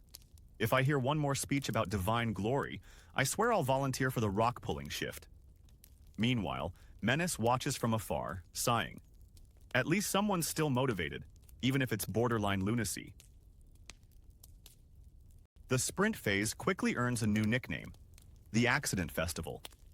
With the work pace doubled and supervision halved, injuries skyrocket. The infirmary, once a quiet corner, now resembles a chaotic market. Workers limp in with twisted ankles, smashed fingers, dislocated shoulders, and one man with his head stuck inside a clay pot. No one knows how. The healer, overwhelmed, frantically waves herbs like a desperate cook seasoning a stew. Pentu watches as another stretcher passes by, shaking his head. "At this rate, we'll need a pyramid just to bury the wounded." Neb, still cheerful, says, "It means we're making progress. Look, the gods are testing our endurance." Ipe, bandaged head to toe after a close encounter with a falling rope, groans, "I think the gods should take a coffee break." Even Menace is forced to implement a mandatory accident quota report, not to reduce injuries, but to keep track of who's still functional. The air smells of sweat, dust, and disinfecting herbs, the true fragrance of pyramid-building glory. With grand confidence, Ipe unveils his latest ingenious invention, a complex pulley system designed to reduce manual labor. The workers gather, half curious, half worried. The contraption consists of ropes, wooden wheels, counterweights, and enough knots to resemble a giant spiderweb. "Behold, the future of pyramid construction," Ipe declares proudly, striking a heroic pose. Menace squints skeptically. "Are you sure this is safe?" Ipe beams. "Absolutely." The first test begins. A large stone slab is attached to the system. At first, it lifts smoothly, drawing cheers from the crowd. But within 5 minutes, one of the wooden wheels creaks ominously, the ropes tangle, and snap! The entire structure collapses in a spectacular mess of flying wood, dust, and terrified workers diving for cover. Pentu coughs through the debris, sarcastically clapping, 5 full minutes, that's a new record."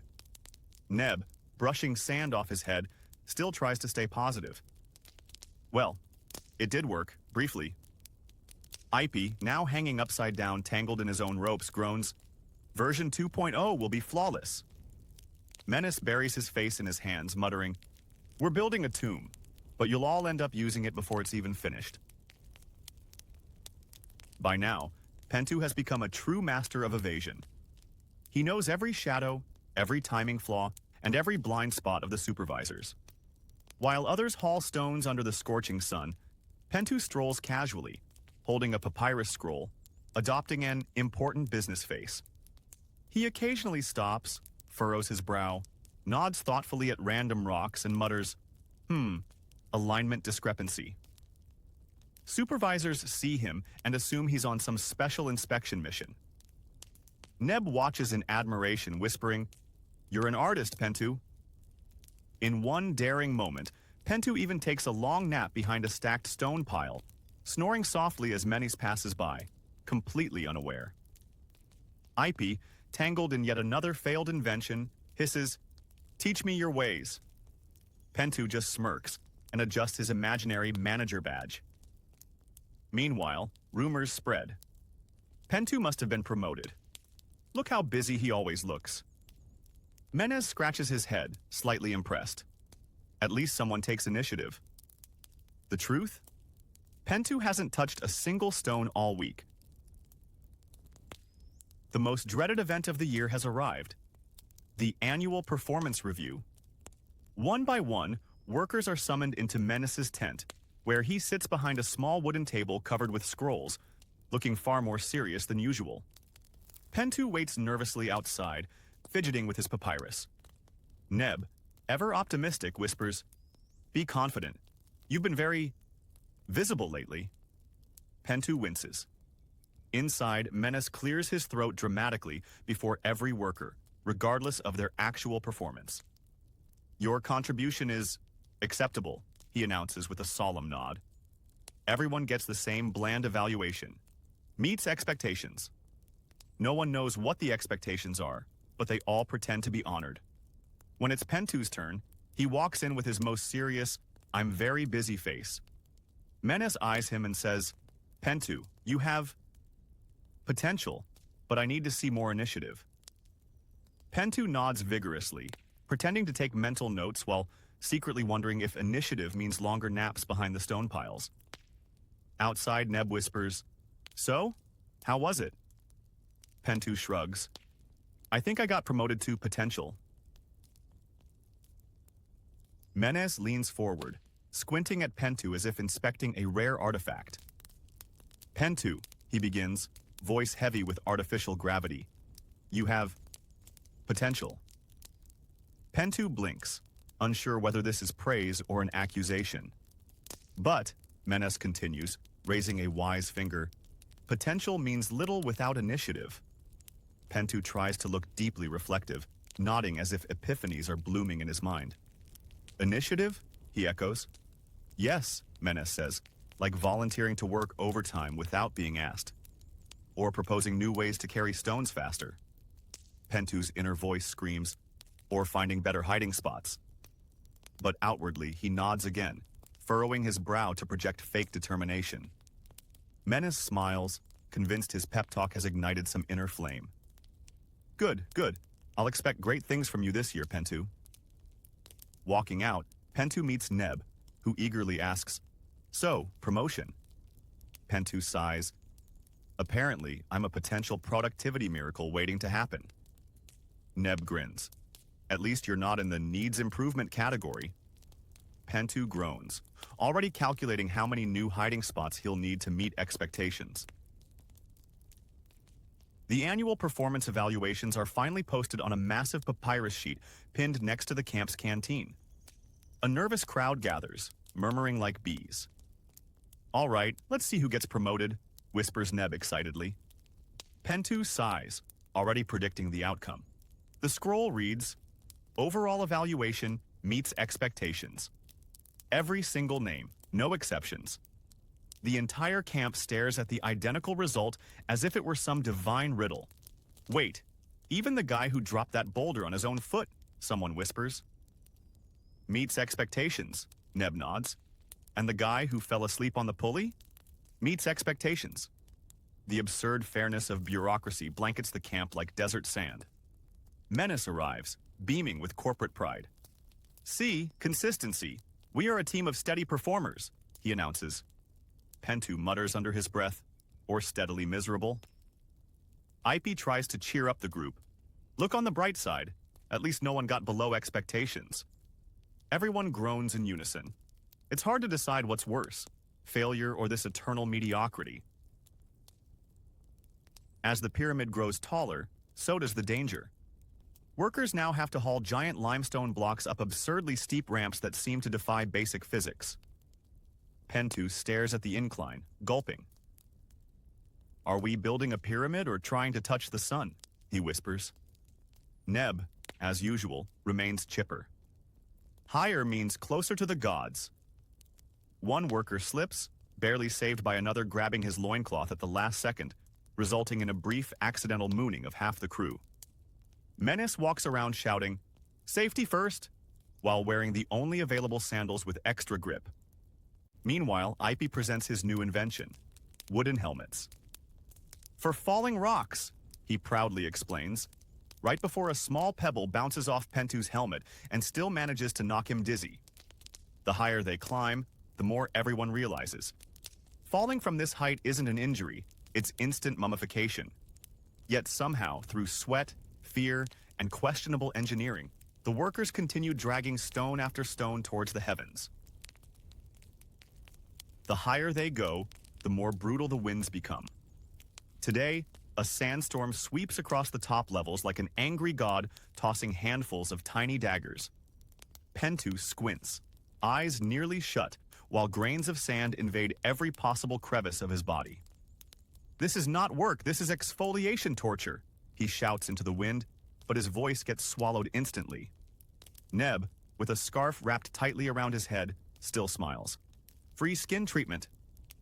Ipey stumbles past, goggles made from thin slices of polished obsidian barely helping as sand fills his nostrils.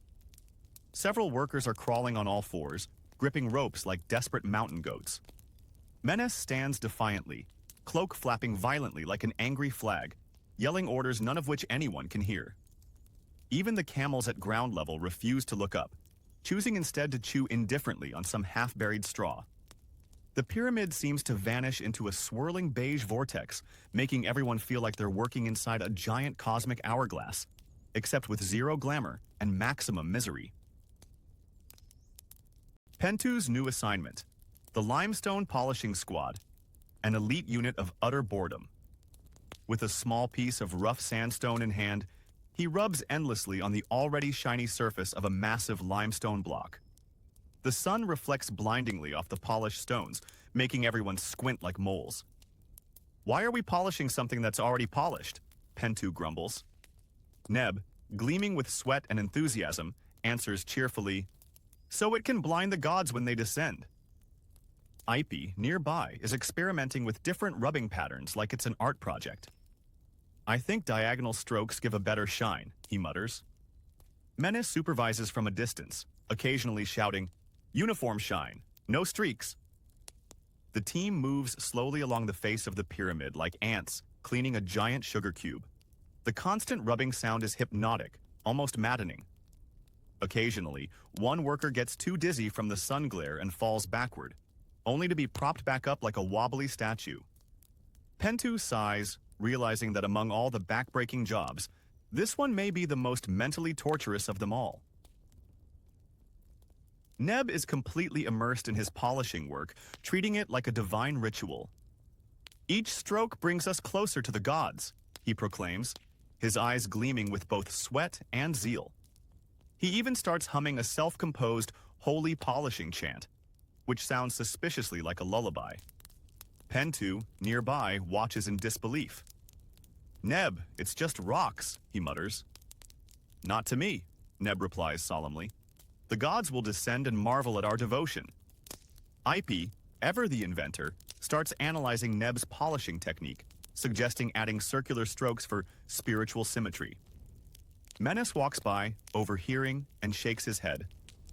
"As long as it shines, I don't care if you sing or dance," he sighs. The sun reflects intensely off the freshly polished stones, making everyone appear like shimmering ghosts under the blinding glare. Some workers, influenced by Neb's chant, start humming along, creating an odd, hypnotic choir of exhausted laborers swaying under the scorching sun. Pentu sighs deeply, realizing the only thing ascending to the gods might be their collective sanity. A miraculous rumor sweeps across the camp like a sandstorm. There will be a grand feast when the pyramidion is finally placed. Workers freeze mid-swing, eyes wide, tools dropping to the ground. Pentu blinks in disbelief. "A real feast? With actual meat?" Ipey calculates quickly. "Statistically, we might get at least one roasted goose per 100 workers." Neb clasps his hands as if already giving thanks to the gods. Soon, wild speculations spread like wildfire. Roasted lamb, fresh dates, even honey cakes. The exhausted workers suddenly regain supernatural energy, hammering, hauling, polishing with unprecedented speed. Menace observes the frenzy with a raised eyebrow. Incredible. I should have spread that rumor months ago, he mutters. Pentu whispers to Neb, watch, it'll be dry bread and one fig. Neb, still beaming, replies, even one fig is divine after all this. The air is charged with ridiculous hope, as workers daydream of overflowing banquet tables while their stomachs growl louder than the work chants. Fueled by the dream of a mythical feast, the workers transformed overnight into unstoppable machines. Hammers pounded with synchronized rhythm, ropes pulled with unprecedented strength, and boulders flew up the ramps like pebbles. Neb, with sparkling eyes, shouted, imagine the honey cakes, brothers! Pentu, sweating profusely, grunted, I'll settle for a date pit at this point. Even Ipe, usually lost in his inventions, joined the hauling crew, chanting, for the goose! For the goose! Supervisors struggled to keep up with the sudden burst of enthusiasm, their whistles drowned out by the workers' feverish singing. Menace stood atop a stone block, arms crossed, watching the mayhem with a mixture of awe and suspicion. This is either the power of hope or collective insanity, he muttered. The sun blazed mercilessly, but nobody slowed down. The camp had turned into a frenzied anthill, buzzing with absurd optimism, as if the promise of roasted lamb was more powerful than any whip. The grand day finally arrived. Trumpets blared, drums pounded, and clouds of incense drifted lazily under the scorching sun. Menace stood on a makeshift stage, wearing an oversized ceremonial robe that made him look like a mobile tent. The entire workforce gathered in neat rows, sweating profusely but trying to look solemn. The Pyramidion, a polished, gleaming capstone, stood ready, attached to an enormous pulley system. Ipe hovered around nervously, triple-checking every knot like a paranoid goose. By the gods, if this rope snaps, we're all pancakes, Pentu muttered. Neb, as usual, was wide-eyed with awe, whispering, it's beautiful, like a jewel for the gods. At Menace's signal, the workers heaved, chanting rhythmic songs, while priests waved incense like they were fending off invisible bees. The colossal stone slowly ascended, groaning under its own weight. The air was thick with tension, sweat, and the faint smell of burning optimism. The entire nation watched, or at least that's how it felt. Even the camels paused to stare. The entire construction site held its breath. The Pyramidion dangled midair, swaying slightly as the massive ropes groaned under its weight. The rhythmic chanting turned into anxious murmurs. Suddenly, one of the ropes emitted a loud, ominous "Kriak!" Everyone froze. Ipe's eyes widened to the size of saucers as he frantically gestured to tighten the side ropes. Menace clutched his ceremonial staff like it was a lucky charm, whispering prayers under his breath. Pentu muttered, "Great! We're about to invent flying rocks." Neb, still wide-eyed with misplaced optimism, whispered, "The gods are testing our faith." The priests doubled their incense waving, now looking more like frantic dancers in a smoke competition. Even the camels took a few steps back, sensing imminent disaster. The workers on the ropes strained every muscle, veins bulging, teeth clenched, as sweat rained like a summer monsoon. The Pyramidion jerked slightly but held. The collective silence was deafening, punctuated only by the rope's slow, torturous squeals. With one final jerk, the Pyramidion slid perfectly into place, fitting snugly like a cap on the colossal pyramid. A few seconds of stunned silence followed. Then the entire workforce erupted, not out of joy, but pure exhaustion. Cheers mixed with groans, claps with collapsing bodies. Pentu, leaning on his broom, wheezed, "Is it done? Can we finally die in peace now?" Neb, ever the optimist, wiped his sweat and beamed, "We did it. The gods will be pleased." Ipe, still shaking, checked every corner of the Pyramidion with obsessive worry, whispering, "Please stay. Please stay." Menace raised his arms in triumph, his robe billowing dramatically in the wind as if he personally carried the stone up. The priests blew their horns, though a few collapsed mid-blow from sheer exhaustion. Even the camels brayed weakly, as if to say, "Can we go home now?" For a moment, under the blazing sun, everyone stood together, a chaotic mix of pride, relief, and total physical breakdown. As the last echoes of the exhausted cheers faded, Menace stepped forward solemnly. His face, usually a mixture of authority and irritation, softened. The pyramid gleamed under the relentless sun, its tip finally complete. A single tear rolled down his dusty cheek, catching the light like a tiny diamond. "We did it," he whispered hoarsely, then raised his voice for all to hear. "We did it!" The workers barely managed to lift their arms in a weak collective cheer. Pentu muttered, "He cries like he was the one hauling rocks every day." Neb clapped sincerely, eyes sparkling with naive pride. Ipy nodded, while still side-eyeing the Pyramidian suspiciously, as if waiting for it to wobble. The priest tried to start another round of horns, but most were too dizzy to play. Even the camels grunted, unimpressed by the drama. Menace stood there, soaking in his brief moment of leadership glory, completely ignoring that half his workforce was now lying flat on the ground, snoring. The pyramid stood tall, magnificent under the blazing sun. The crowd slowly dispersed, dragging their feet back to camp. Pentu remained, gazing up at the shimmering tip. "So, that's it," he muttered. Neb, ever cheerful, patted his back. "Isn't it glorious? We built something for eternity." Pentu winced as Neb's hand hit a sore spot. "Eternity sounds exhausting," he groaned, one hand massaging his lower back. His spine popped audibly, like a creaky door hinge. Ipy joined, still suspiciously eyeing the Pyramidian. "Well, at least nobody died today. That's an improvement." Pentu shot him a dry look. Yet, they all chuckled weakly. In the distance, Menace was already giving a new motivational speech to a group of fresh recruits. Pentu sighed, staring up at the pyramid once more. "I swear, if the next pharaoh wants to add a second floor, I'll personally roll myself into the Nile." His back gave another loud crack as if agreeing. The camels grunted in unison, as if echoing his sentiment. The pyramid was finally complete. Its polished limestone surface gleamed under the scorching Egyptian sun like a giant mirror designed to blind future historians. Workers stood in silent awe, squinting at their painful masterpiece. Neb, as always, was the first to break the silence. "It's beautiful, truly worthy of the gods." Pentu shaded his eyes, his face twisted between pride and back pain. "Yeah, I'm sure Ra will appreciate my permanently misaligned spine."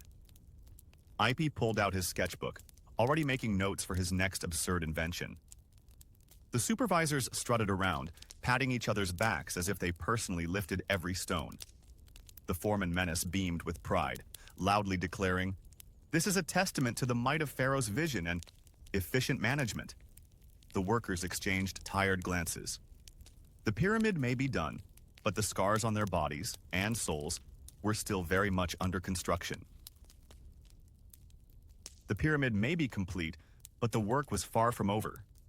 As the golden rays reflected off the polished stone, Menace clapped his hands with enthusiasm. "All right, team, now begins the most glorious phase, cleanup." The workers groaned in unison. All around the pyramid, mountains of wooden scaffolding, broken tools, chipped stones, and unidentifiable piles of debris cluttered the once bustling construction site. Pentu stared at a mountain of discarded ropes and sighed. "We spent years building this thing, just to spend months cleaning up after ourselves." Neb tried his best to sound optimistic. "At least we're not dragging stones anymore." Nearby, Ipy was already trying to collect broken wooden wheels for his next innovation. Supervisors strutted around, pointing at piles of rubble as if issuing royal commands. "This pile, gone. That pile, gone. Everything, spotless." The irony was palpable. The pyramid stood as a gleaming monument to human determination. And now, so did the trash. As the cleanup continued, Pentu received his personal assignment, picking up broken pottery shards scattered all over the site. He stared blankly at the endless field of tiny ceramic fragments glinting under the sun. Years of blood, sweat, and tears. And now I'm promoted to professional shard collector, he muttered dryly. Each shard was like a tiny, sharp reminder of their endless labor. Neb, always the optimist, appeared behind him carrying a broom made of bundled palm leaves. Think of it as a treasure hunt, he chirped. Pentu gave him a long, deadpan stare. Yes, a treasure hunt where every prize cuts your hand. Nearby, Ipi was examining an unusually shaped fragment, already mumbling design ideas for a revolutionary multi-purpose container. Supervisors marched by, shouting, "Make sure you don't miss any pieces. Pharaoh wants a spotless view." The irony was unbearable. Pentu carefully picked up another shard, his hands covered in tiny cuts, whispering sarcastically, "Behold, the glory of empire building." At last, the promised grand feast arrived. Long tables were lavishly set with roasted meats glistening under the sun, massive jugs of cold beer, and piles of fresh fruits. Colorful banners flapped in the wind while musicians played cheerful tunes. Pentu and his fellow laborers stood at a distance, separated by a golden rope barrier guarded by stern supervisors. "Behold," Pentu whispered dryly, "the feast we spilled our sweat for." Nobles, priests, and overseers sat comfortably on cushioned chairs, laughing loudly while stuffing their mouths with delicacies. A noble accidentally dropped a roasted leg of lamb, and a servant darted like lightning to retrieve it before it even touched the ground. Neb, always trying to stay positive, murmured, "At least the food smells amazing from here." Ipi, holding his empty wooden bowl, sighed. "My design for a self-replenishing buffet could have solved this inequality." The contrast was painfully comical, a feast within arm's reach, yet hopelessly out of grasp. As Pentu and the workers waited hopefully for their turn, a supervisor stepped forward holding a golden scroll. "Attention," he announced loudly. "Today's grand feast is reserved strictly for our esteemed officials, priests, and overseers who have provided invaluable leadership." A collective sigh of disbelief rippled through the crowd. Neb blinked, stunned. "Wait, so we don't get to join?" The supervisor smiled diplomatically. "Your contribution is deeply appreciated, but the space is limited. Please enjoy the aroma from this designated appreciation zone." Ipi deadpanned. "We're so close to the food, I feel like a fly circling a bakery window." The nobles raised their goblets in a self-congratulatory toast as a roasted pig was paraded past the laborers, its crispy skin gleaming mockingly under the sun. Pentu muttered, "Well, at least we got front row seats, to our own exclusion." After watching the grand feast from afar, the workers were finally summoned for their own reward ceremony. A young overseer with an overly enthusiastic smile handed each of them a slightly larger loaf of bread than usual. "Behold, a special bonus for your hard work," he announced proudly. Pentu examined the loaf with a raised eyebrow. "Wow, an extra handful of air baked into it." Neb tried to stay cheerful. "At least it's fluffier." Ipi poked his bread and muttered, "Still hollow, just like our hopes." To top it off, they were granted the ultimate luxury, one full day off. The exhausted workers collapsed into shade patches like a herd of defeated donkeys. Pentu sighed, staring at the sky. One day of rest after years of backbreaking work. Truly, we are spoiled. Neb nodded. "Maybe tomorrow they'll reward us with 2 olives. Ipi snorted. "Let's not set the bar too high." As the grand feast roared on, Pentu, Neb, and Ipi sat on a dusty hill far away, their tiny bonus breads resting untouched beside them. In front of the lavish tent, nobles, priests, and supervisors devoured roasted meats, overflowing wine goblets, and exotic fruits while laughing boisterously. The workers watched silently, their faces frozen somewhere between envy, resignation, and absurd disbelief. Pentu squinted. Did that priest just toss a whole leg of lamb to the dog? Neb nodded, trying to stay positive. At least the dog looks happy. Ipy scribbled into his notebook. Note for future invention. Automatic food catapult. Launch leftovers directly to us. The distant sound of harp music and drunken singing only deepened the surreal atmosphere. The gap between masters and builders had never felt wider. Pentu sighed. We built a mountain, but we're still stuck in its shadow. Neb smiled weakly. Well, the shadow is at least cooler. Neb gazed at the magnificent pyramid gleaming under the afternoon sun. Look at it, guys. Isn't it breathtaking? We did this, he exclaimed, trying to inject some optimism. Pentu raised an eyebrow. Yeah, we did, along with our broken backs, sunburnt skin, and permanently bent spines. Ipy chuckled dryly. And a collection of bruises that could fill a museum. Neb, undeterred, spread his arms dramatically. But think of the generations who will admire this. They'll marvel at the mystery of how we built it. Pentu snorted. And they'll probably guess it was done by aliens because they can't believe anyone would be stupid enough to volunteer for this. Ipy nodded, adding, or they'll assume we had advanced levitation technology. If only they knew it was just endless pulling, pushing, and menace yelling at us. The three sat in silence for a moment, watching the shimmering monument. Neb finally sighed. At least, it's not ugly. While everyone sat silently watching the feast from afar, Ipy had other plans. He pulled out his worn scroll and furiously began sketching. Behold, the automatic food delivery system, he whispered to himself, eyes wide with manic inspiration. The sketch featured a bizarre contraption. A wooden cart on stone wheels with long bamboo arms swinging trays of food toward seated guests, powered by a team of skinny goats running on a treadmill. Pentu peered over his shoulder and muttered, You've officially lost it, Ipy. Neb chuckled.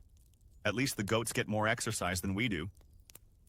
Ipy ignored them, adding gears, levers, and a surprisingly detailed umbrella mechanism to protect the food from sandstorms. Imagine, no servants, no waiting, just fresh roasted meat rolling right to your mouth, he declared. Pentu shook his head. You do realize, even if you build it, Pharaoh will probably claim he invented it, right? Ipy paused, then sighed. As always. The grand inauguration day arrived, and all the workers were herded like sheep into a distant corner, far away from the main event. Suddenly, trumpets blared. The pharaoh appeared, majestically elevated on a golden litter carried by 8 burly servants who were sweating buckets under the weight, but forced to smile as if carrying a feather. The litter sparkled under the harsh desert sun, decorated with gold, lapis lazuli, and absurdly large peacock feathers. Courtiers flanked him, fanning constantly. Ah, behold the masterpiece I have commissioned, the pharaoh proclaimed loudly.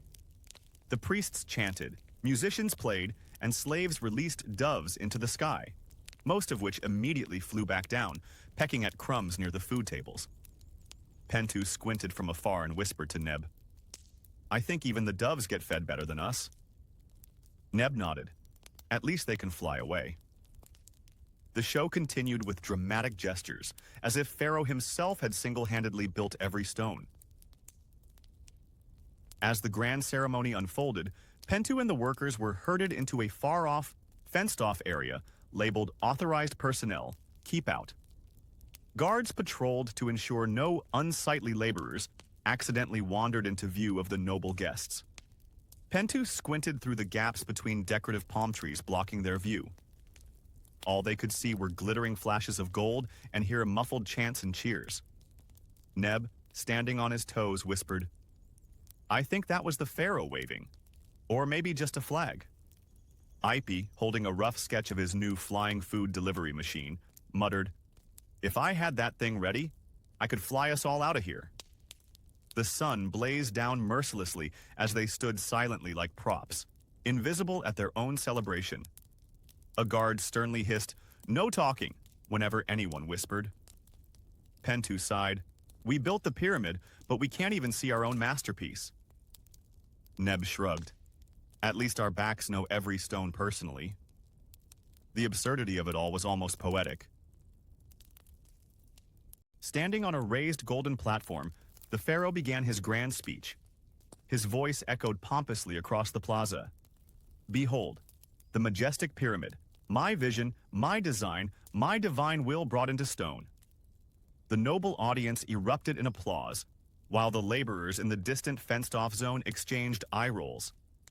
My leadership inspired thousands, my brilliance solved every challenge, and my divine guidance ensured perfection, Neb whispered to Pentu.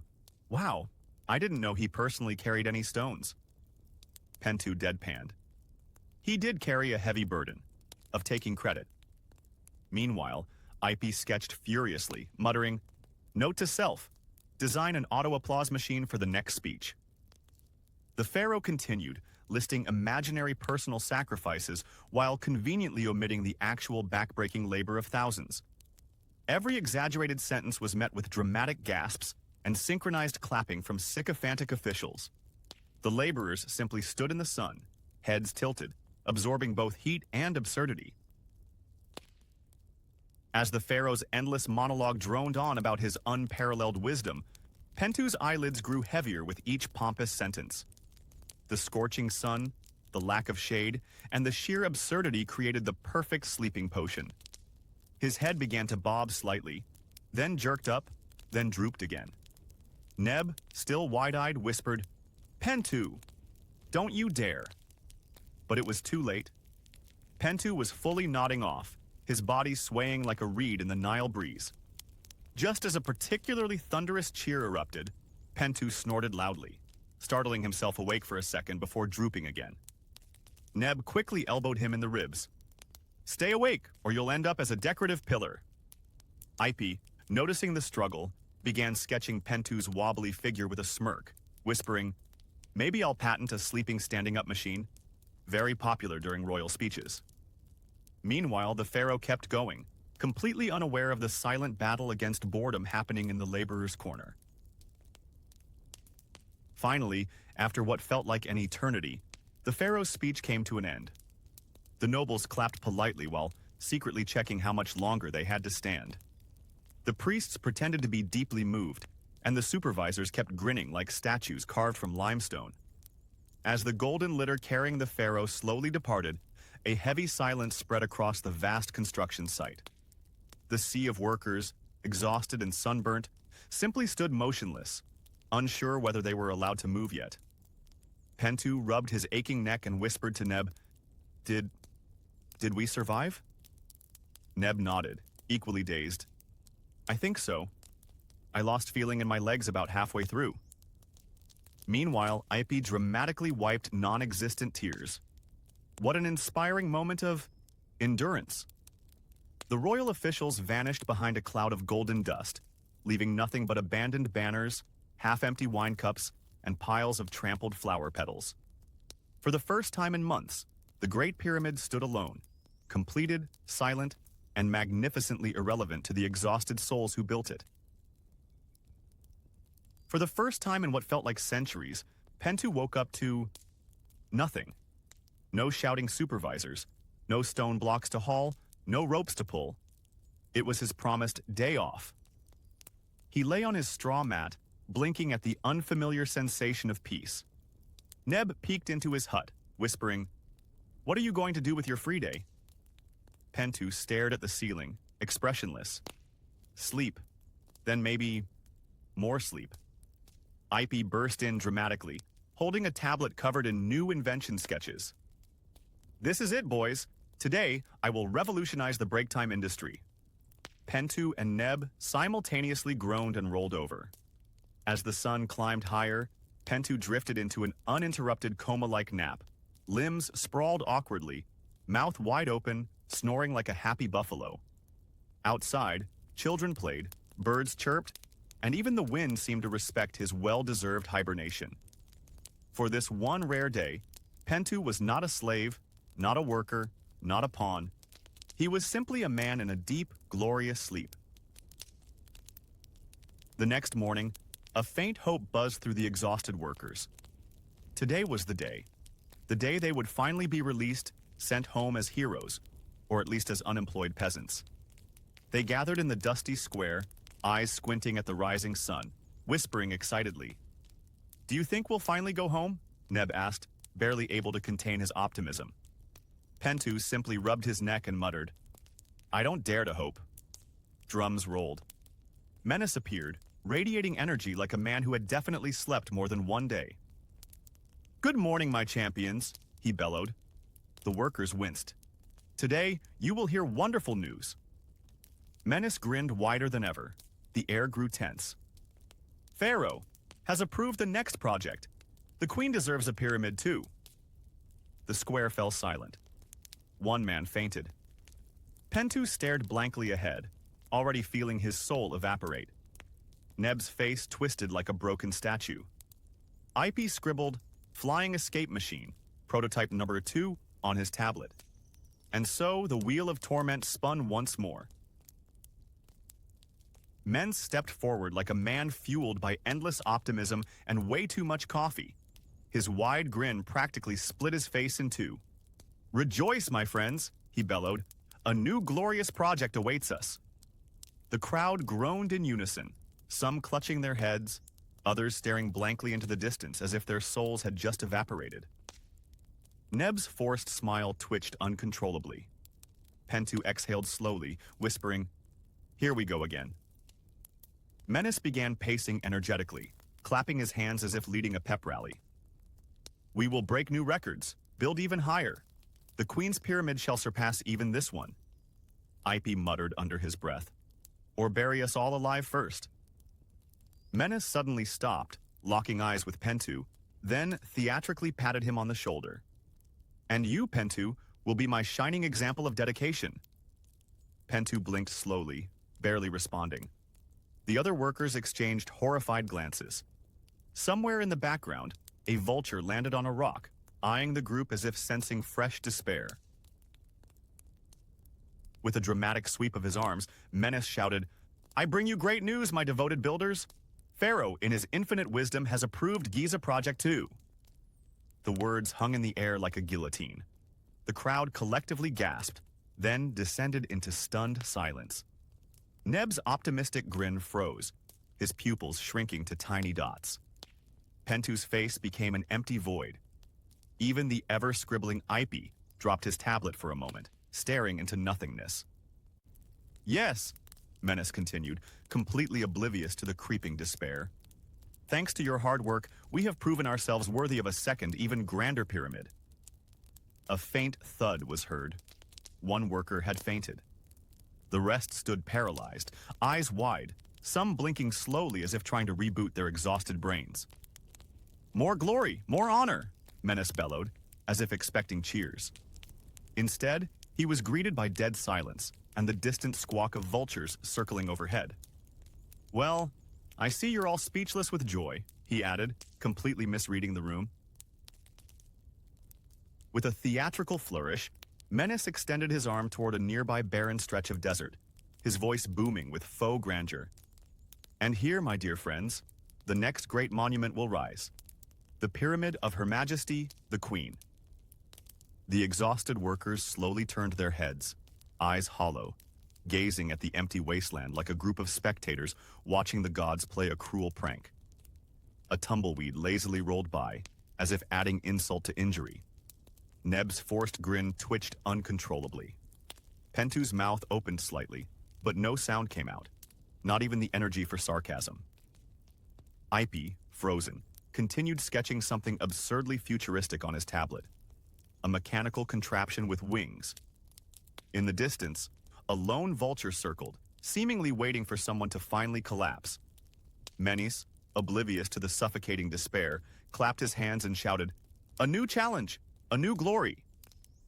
The workers remained dead silent, their souls crushed under the invisible weight of endless labor. Even the desert wind seemed to sigh in sympathy.